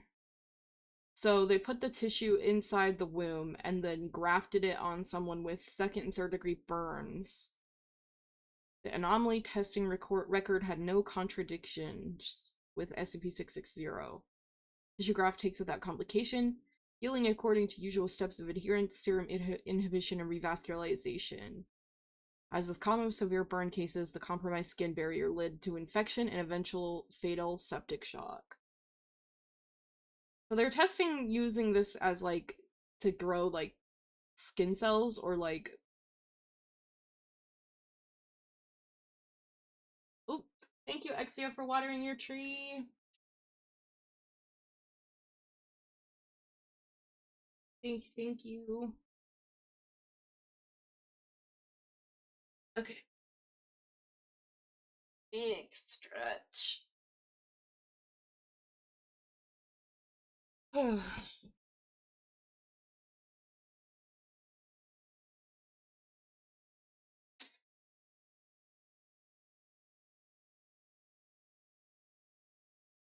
Thank you.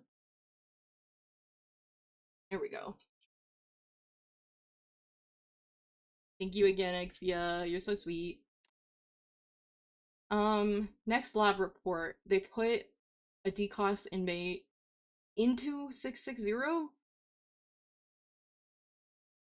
Specimen left in 660 for 2 months. It was incapable of restoring D614's consciousness to his original body after removal. A computer interface was developed to facilitate two-way communication with D614. An interview was conducted once D614 was familiarized with this interface. An excerpt is included below. So D614 is in the computer now. They couldn't put him back in his body. So they put him in a computer to talk to him about what he experienced in 660, I guess. How did that feel? Suffocating and stretching. Could you be more specific? How did the hell do you think it felt? Even mice need to grow and move and live. Every part of me was straining, but I was stuck. I thought I would explode.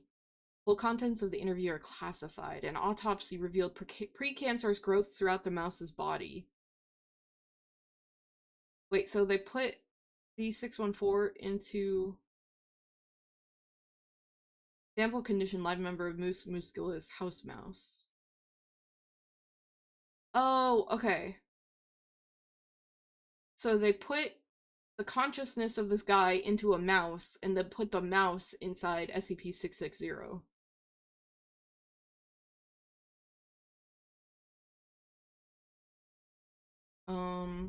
Lab report 660D. Right arm lost in traumatic amputation just below the elbow.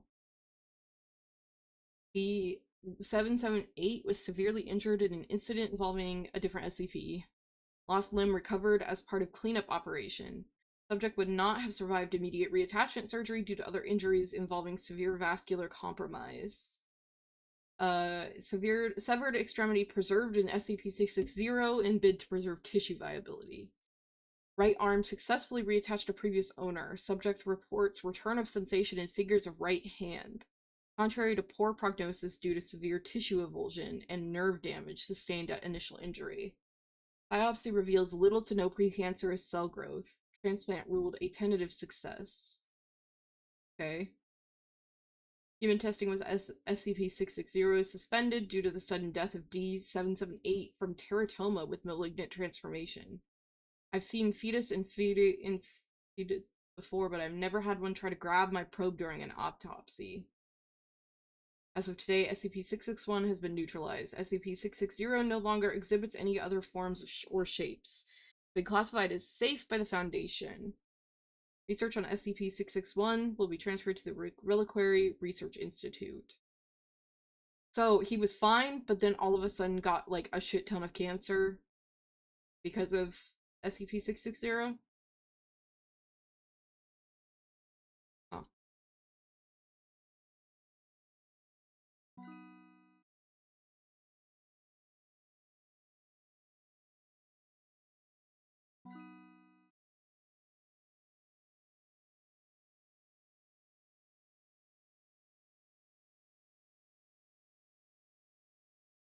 Interesting.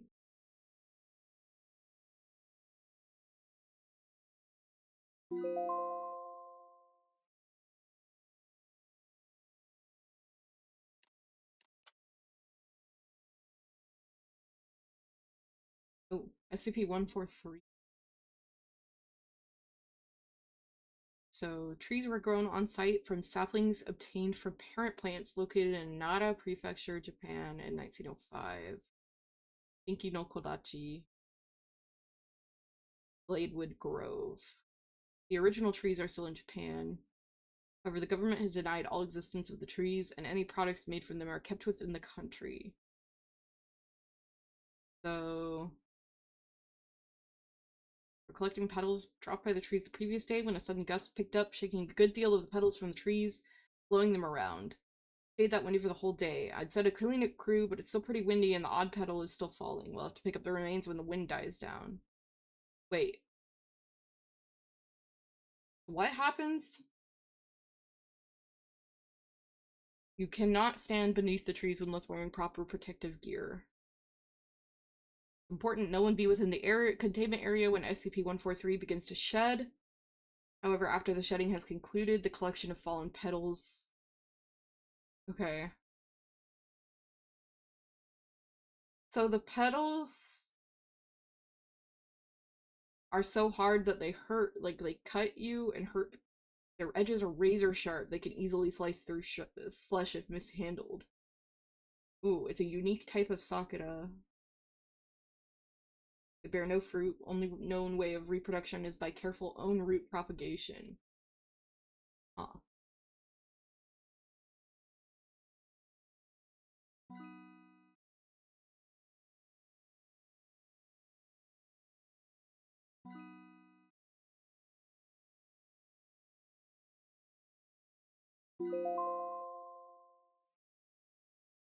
That's interesting.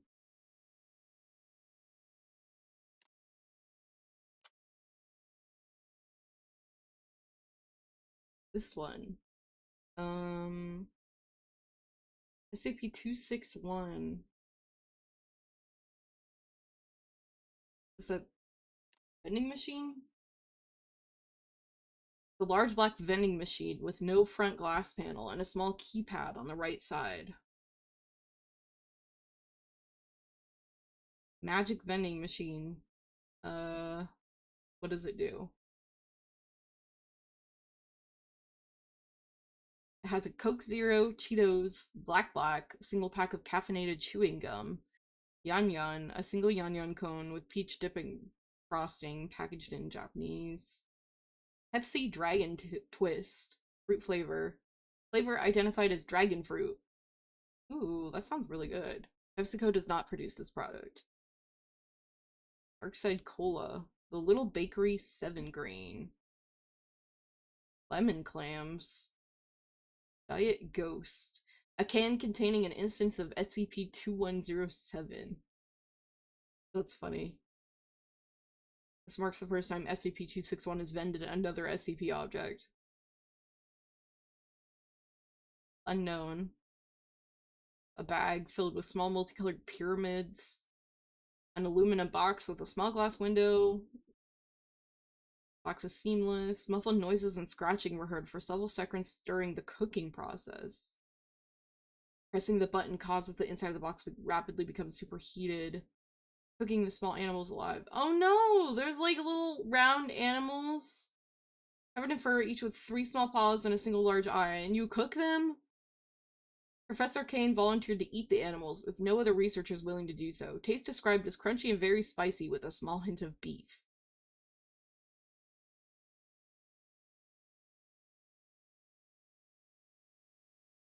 It's food or drinks, nothing else. How awful, let's call it an end.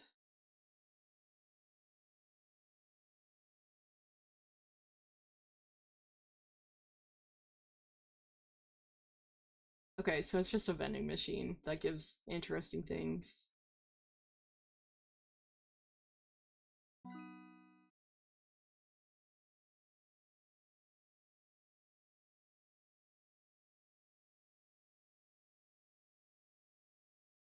What did that add? Oh, there's more.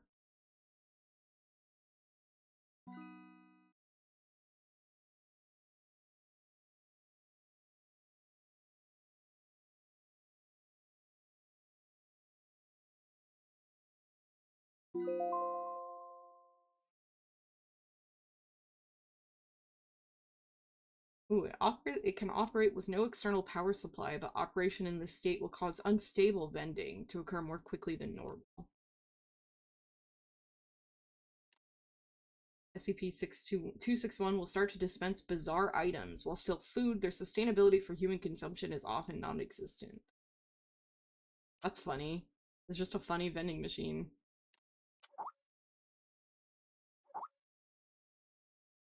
Finish our day.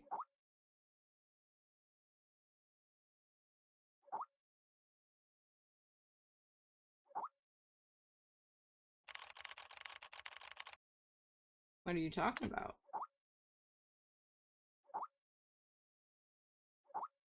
We're going to attend the monthly lecture. Monthly lecture. Each month, the Foundation invites someone famous to hold a lecture to share new knowledge and insights pertaining to SCP. For this month's lecture, they invited Dr. Trevor. He holds a high reputation within the Foundation. Okay, let's go.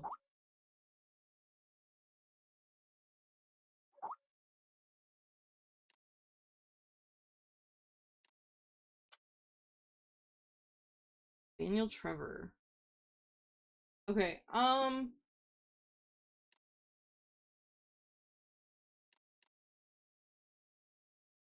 well, let's do this training.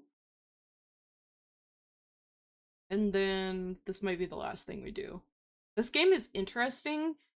It's definitely like a little slow going on the like archival part and like in between the stories. But the stories are interesting. The SCPs that we're like having our attention brought to are interesting. There are many stories in this world.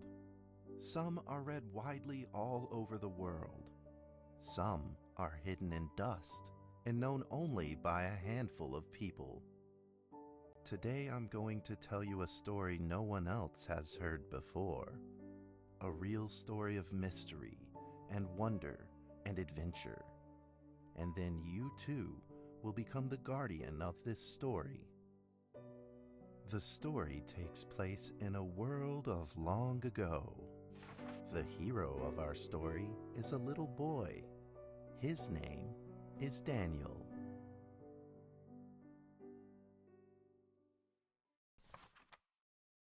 One day, out of nowhere, Daniel got a serious case of chickenpox. It made him look like a strawberry.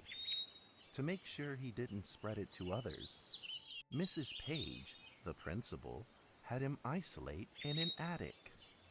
And so, in the attic he lived, all on his own. Mr. Daniel, while up here in this attic, you'll have plenty of time to practice your penny whistle. That's such a specific. I hope you'll practice well and prepare for next month's Play your festival. penny whistle. Mrs. Page, the melody is so difficult. Don't give up, boy. You don't give up before you fight.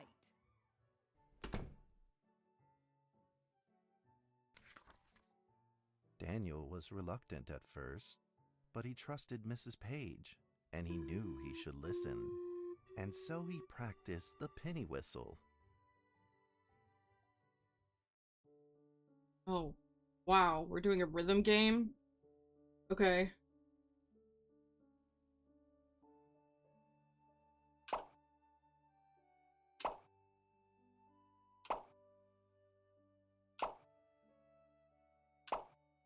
This is a sharp turn, thematically.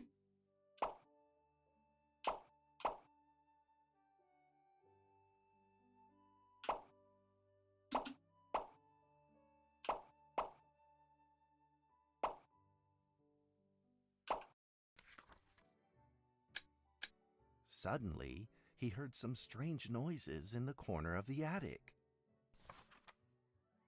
Huh? Who's there? Daniel decided to go over and take a look.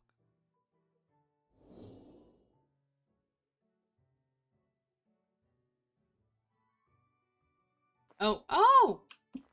Whoa!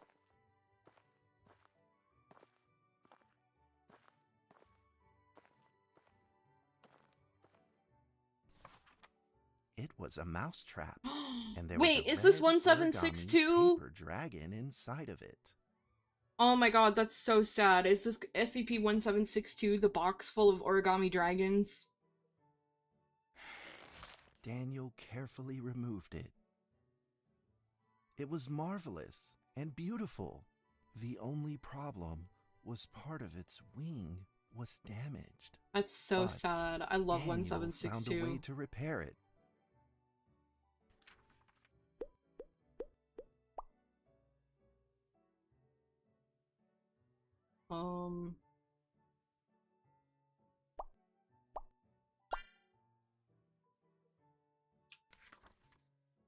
Daniel held the repaired paper dragon high up in the air, imagining that it soared over all the world below. Is this gonna be the full 1762 story? Are we gonna have to witness what happens to these dragons?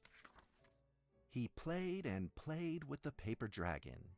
Wee! Woo! Dragon! Soar! In the warm afternoon sun, Daniel had to fight his eyelids just to keep them open. Could it be? Or is this all just a dream? The next day, with boredom and loneliness weighing him down, he began to fiddle with the old radio.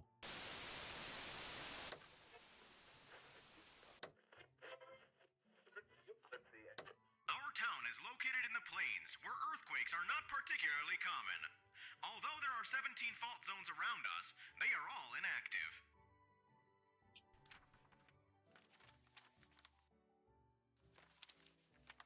A scrunched up ball of paper rolled over to his feet. Where did this paper ball come from? Just as Daniel went to pick it up, the ball suddenly came to life, and it rolled away. Daniel chased after it.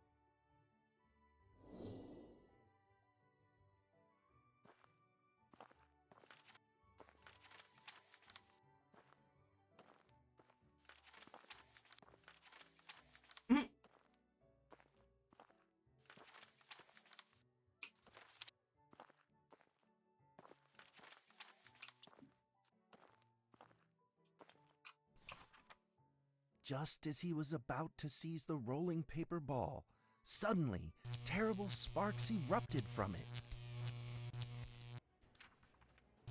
Before his very eyes, the paper ball began to grow, bigger and bigger. At that moment, a red figure suddenly appeared. Our dragon The red figure friend. quickly subdued the paper ball and threw it into a cardboard box.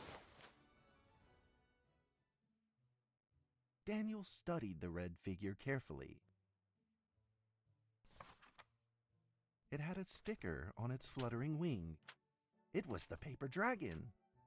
I wasn't dreaming. Thank you for saving me. Daniel was grateful and very happy.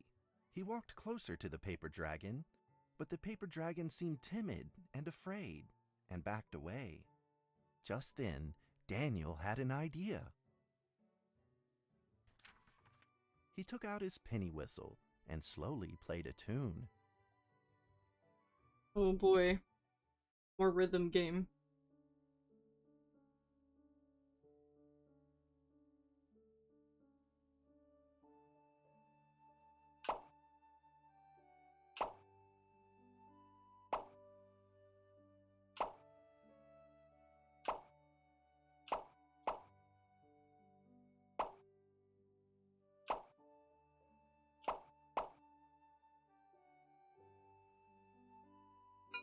Oops.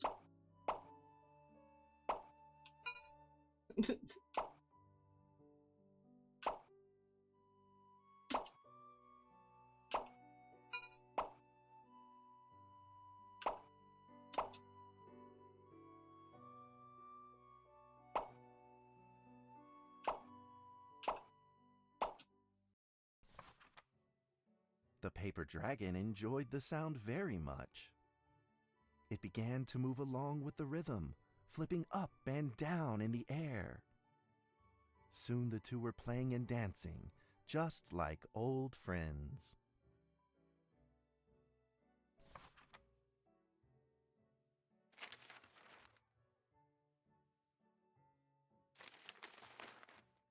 The paper dragon traced out a beautiful arc in the air, communicating with Daniel in a unique way.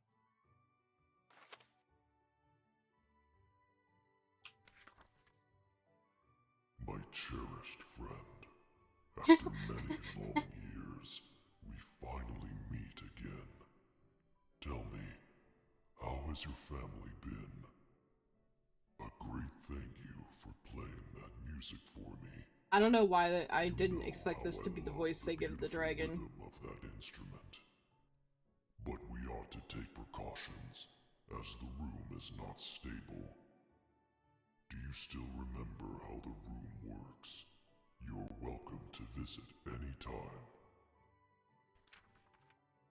The piece of paper then changed back into the shape of a paper dragon and flew into the cardboard box. The box closed shut, and a calm silence was restored to the attic. Daniel rushed to find a watercolor pen and marked the box with excitement in his fingertips. Here there be dragons. Here be dragons. Over the next few days, the paper dragon came out often to play with Daniel. During this time, Daniel introduced many of his friends to the paper dragon.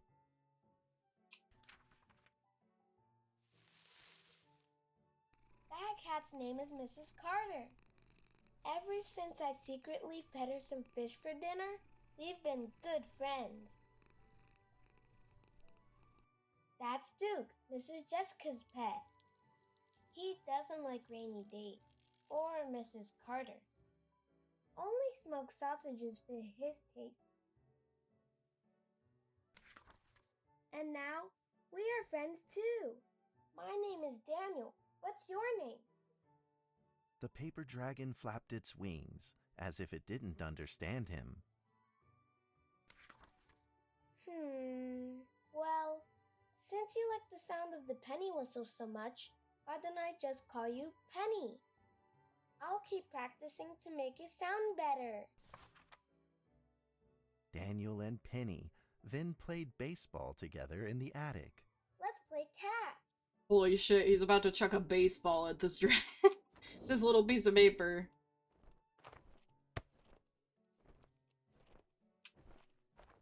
Oh.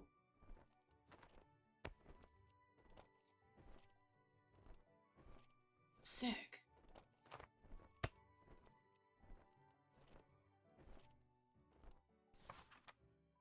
But just as they were in the middle of enjoying themselves, a violent shaking suddenly rose from the ground. A stubborn earthquake is back at it, folks, and it seems even stronger than last time. At this moment, the box suddenly shot open, and thick clouds of smoke billowed out, followed by several paper balls.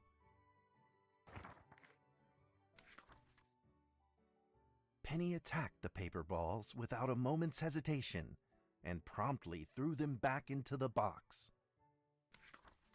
Penny then flew around in front of Daniel and rushed right back into the box. As the box closed, the earthquake stopped. Facing a friend's farewell without a formal goodbye, Daniel felt confused and lost. He moved the box to the center of the attic. Facing it, he practiced his penny whistle, day in and day out.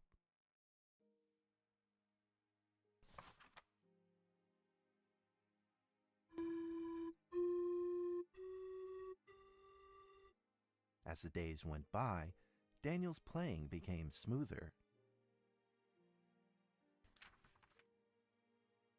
One day, the box suddenly began to move. Huh? 1, 2, 3, 4. This time there were 4 paper dragons. But they weren't alone. Enemies began to jump out of the box too. I like that enemies are just crumpled up pieces of paper. Earthquake! Another earthquake! This time it's reached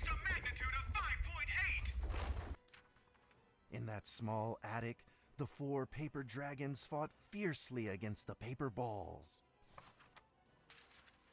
This time, the paper balls used new tactics. They clumped together into a single monstrous ball of paper.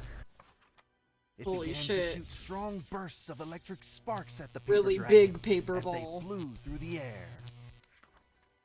As they were hit, the paper dragons fell from the air, one after the other.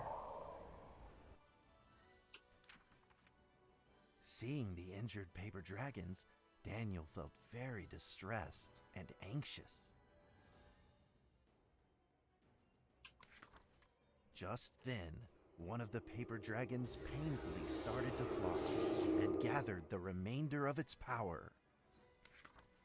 The paper dragon transformed into a great beam of light and dove straight down to pierce through the monstrous paper ball. And then came another paper dragon. The monstrous paper ball was blasted to bits, exploding into smaller paper balls. Trembling, they struggled to escape back into the box. The sacrificed paper dragons were reduced to swirling shreds of paper, and a silence pervaded. Peace and tranquility were restored once again to the attic. Daniel saw the remaining 2 paper dragons lying on the floor, badly wounded. Fudge. He rushed to grab some stickers and treated them at once.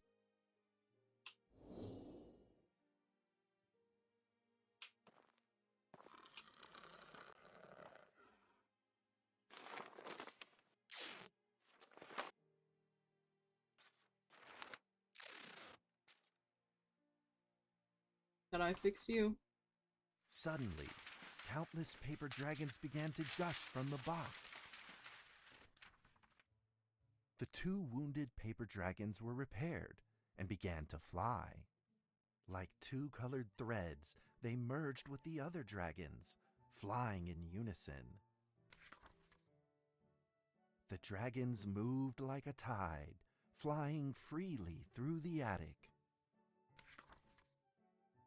Daniel eagerly took out his penny whistle. He showed all his paper dragon friends the results of his hard work and practice.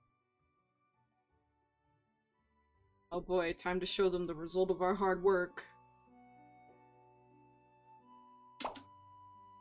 It's so funny to me that they don't make notes, they just start pop.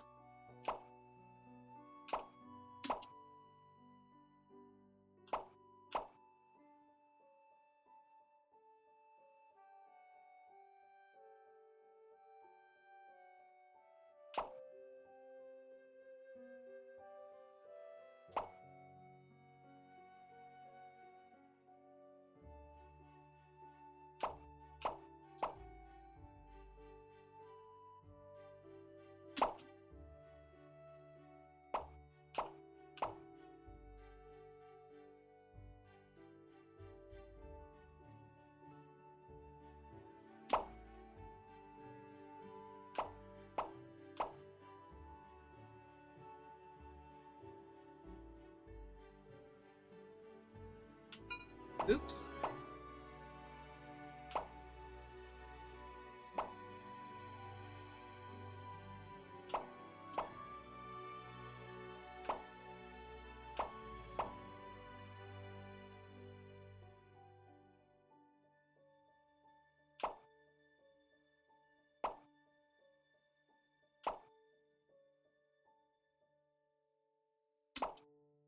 Or are they gonna end this on a happy note and not go to the all the dragons get destroyed thing?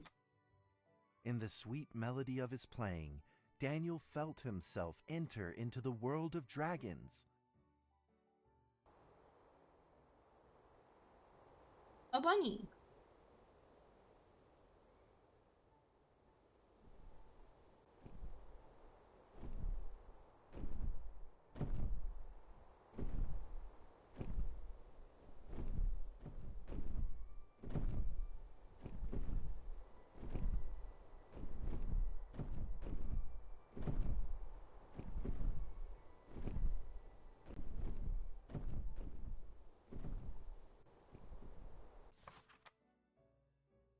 paper dragons merged into a long letter and floated down towards Daniel to tell their story.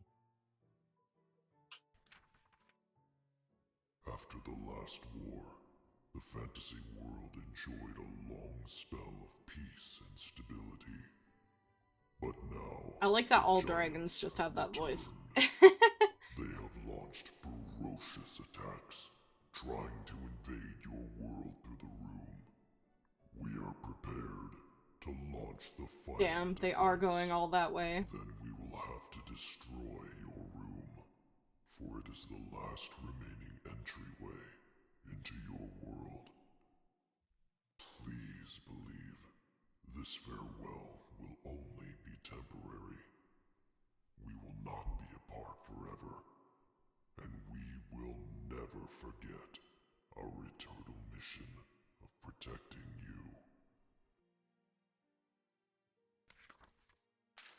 At that moment, the paper dragons flew back into the box. Daniel still couldn't fully understand what the paper dragons had meant, but he had a vague feeling in his heart that he may never see his new friends again. A few days later, Daniel's chickenpox had fully recovered. He could now play the penny whistle very, very well. But the paper dragons never returned.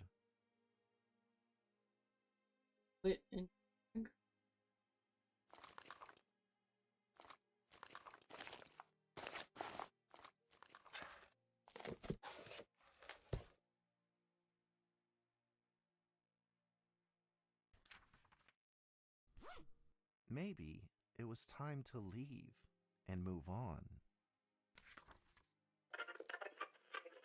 Earthquake warning! Magnitude 6.2! A massive earthquake is hitting our town! All townspeople, please leave your houses immediately and move to safe open spaces! Just then, countless paper dragons shot from the cardboard box. However, it seemed like they were under attack, spinning and falling through the air in confusion. What's happening? Daniel quickly grabbed the stickers out from his bag and did his best to heal the injured paper dragons. Devastating.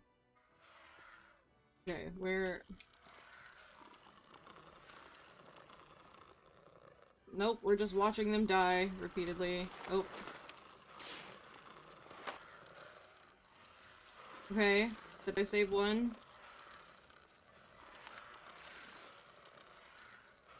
Two.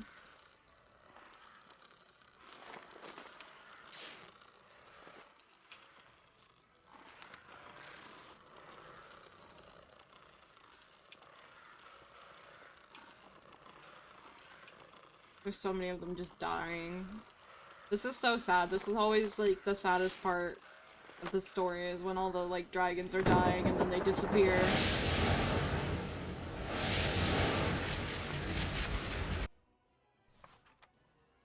But the paper balls swarmed together and pushed Daniel away, subduing him firmly in the corner. He couldn't move. Suddenly, ominous clouds rose from the box, and a violent lightning flashed through the room. The figure of a giant slowly emerged from the thick clouds, and the entire attic became overwhelmed with its evil aura. Evil aura. Now with a magnitude of 7.1! Heaven almighty, are we doomed? The giant unleashed its power maniacally. The paper dragons struggled against it, with no means of fighting back.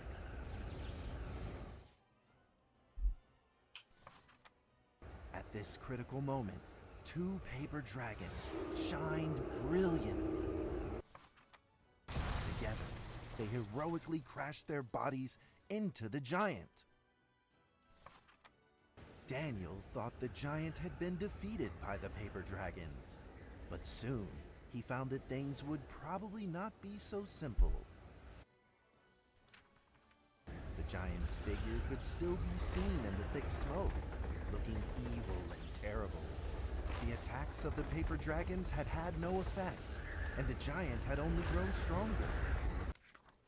It fought back with a new ferocity. The paper dragons were simply no match for it. The earthquake is going stronger still! The greatest disaster this town has seen in over 100 years! My heavens! Will this nightmare ever end? This poor guy on the radio, stuck in his radio tower. With the paper dragons Like, now all Welcome but to Night defeated, Vale style. Daniel spotted a frail figure in the distance. It was Penny.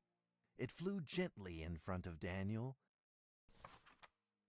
and affectionately rubbed its head against his fingers, as if this whole crisis had never happened. Daniel felt like Penny was trying to tell him something, but he didn't quite understand what. Penny then left Daniel and soared into the air with a determination in its wings. Suddenly, the other paper dragons seemed to be summoned. They flew through the air, all together in unison, responding to the call without an ounce of hesitation. At that moment, Penny turned into a great red beam and rushed fast towards the giant. The other dragons followed, shining together like a shooting star. At that moment, Daniel seemed to see a real dragon flying. No!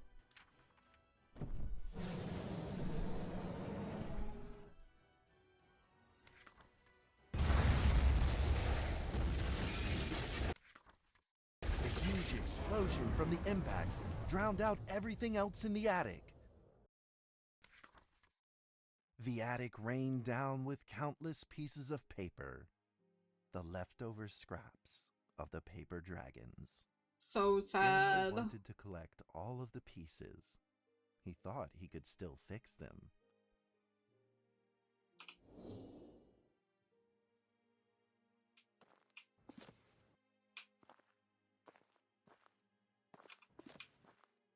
I'm sorry, dude. You ain't fixing these guys anymore.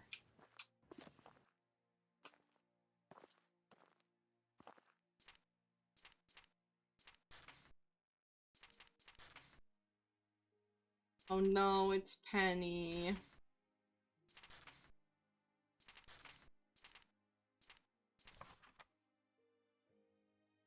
Goodbye, my friend.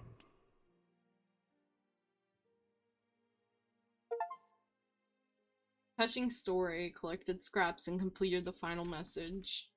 That's so sad. The nightmare is over. The earthquake has stopped. With God's mercy, our town is safe. We thank you, Lord, for your protection.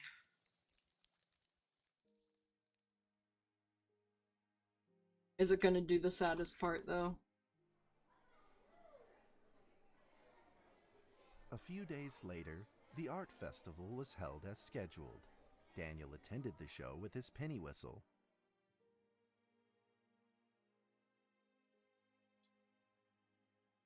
And now, Daniel Trevor will perform a penny whistle solo of a song titled Fly With Me. Am I doing my rhythm game? Am I penny whistling?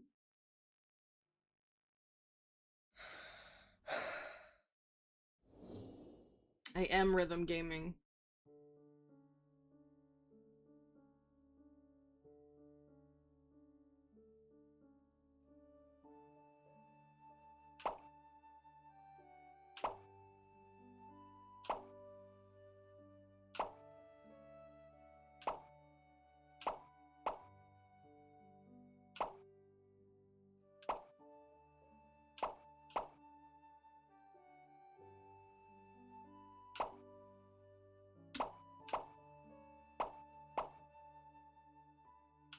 Oh, we're having like memory flashbacks.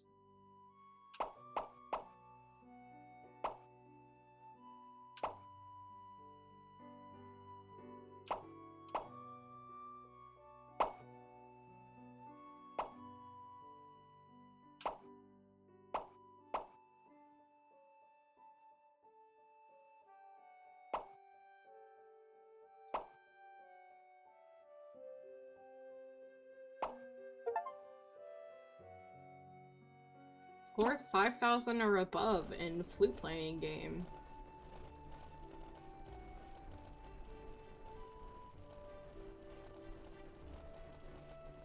That's so cute. We're like definitely imagining that, right? Because as far as I know, the dragons are like gone.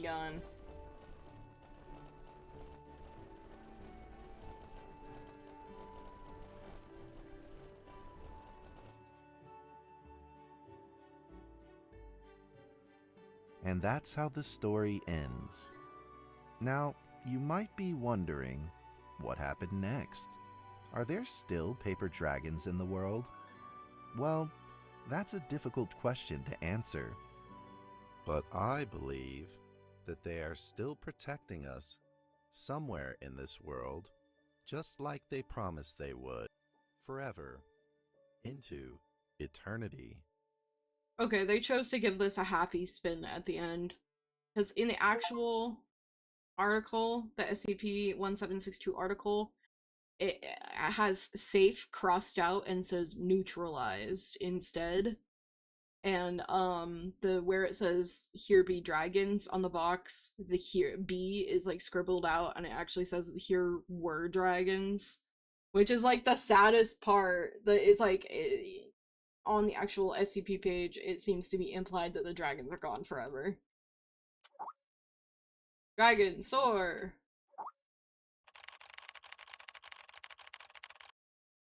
What lovely paper dragons. I love them so much.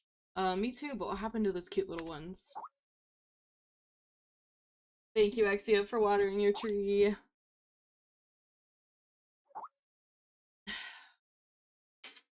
And a big stretch. I'm also gonna snooze this ad.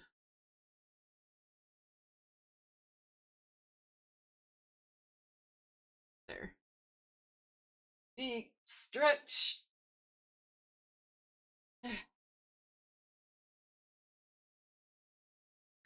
SCP-1762 is now being contained at Reliquary Research Institute, where Dr. Daniel is the supervising director. That cardboard box has remained silent. How do you know all this? I thought you didn't attend the monthly lecture.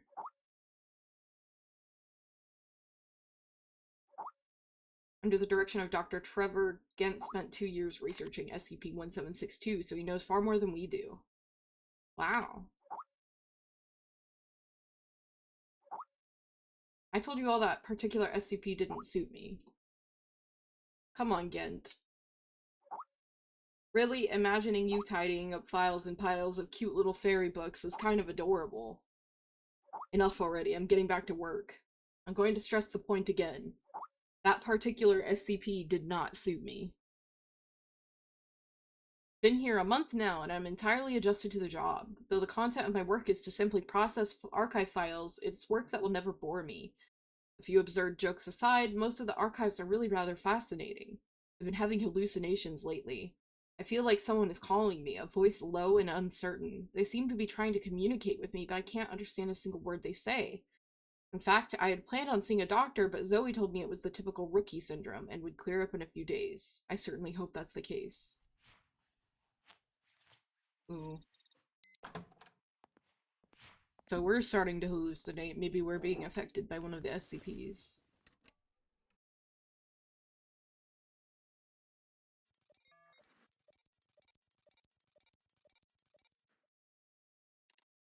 Okay. I think we are going to call it here. This game is interesting. I would be down to play more of it. It started pretty slow, but I like getting to know some of the like specific files or like SCPs that I wasn't as familiar with, and getting to see like the SCP-167 or 1762 is like one that is very close to home for me. I really enjoy. So like getting to see that little storybook interpretation of it was very cute. I like this concept of like a bunch of different SCP stories told by different groups of people, animated and like developed in different ways, and then all compiled in this kind of like file archive. I think there's some things that could be improved, especially like balancing of like volume through the whole game, and then like the pacing a little bit of some of it.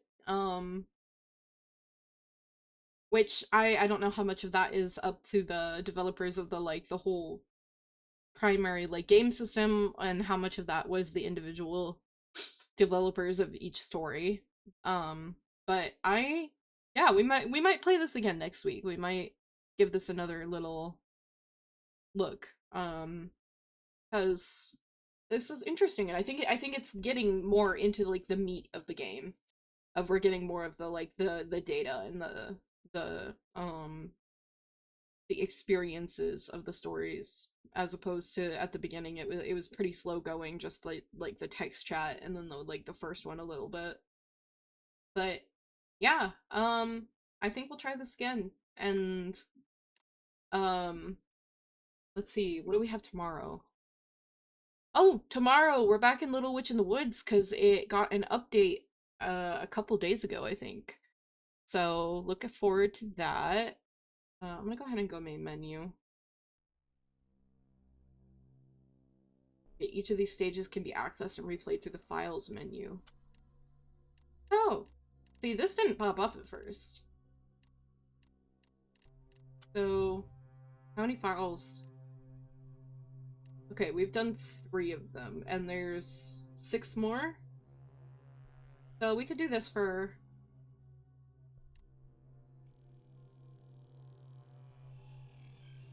Oh, the Hanged King, this one. Oops, I didn't mean to do that. So we've done... This is the Unknown Calls, the Desert, the Hanged King, and then here, oh, there it is. Here were dragons. Object class neutralized. Yeah, that's how it is on the SCP wiki. Neutralized dark notice. Neck warning. Yeah, I think this game is interesting. So we'll maybe pick this up next week. If you stopped by while I was live, thank you for stopping by and spending time with me. If you're watching this VOD as video in the future, thank you for watching this video. I appreciate your support regardless of whether it's live or not. Tomorrow we'll be in Little Witch in the Woods, then doing the new update. It's technically the full release of the game, where we were playing in early access before that. So that should be super exciting. And then yeah, next week we'll figure out the schedule, but I think we might go back to this game next Friday, potentially. Thank you for coming to stream. I will take us to the ending screen now. Goodbye! Bye-bye! Thank you so much for watching!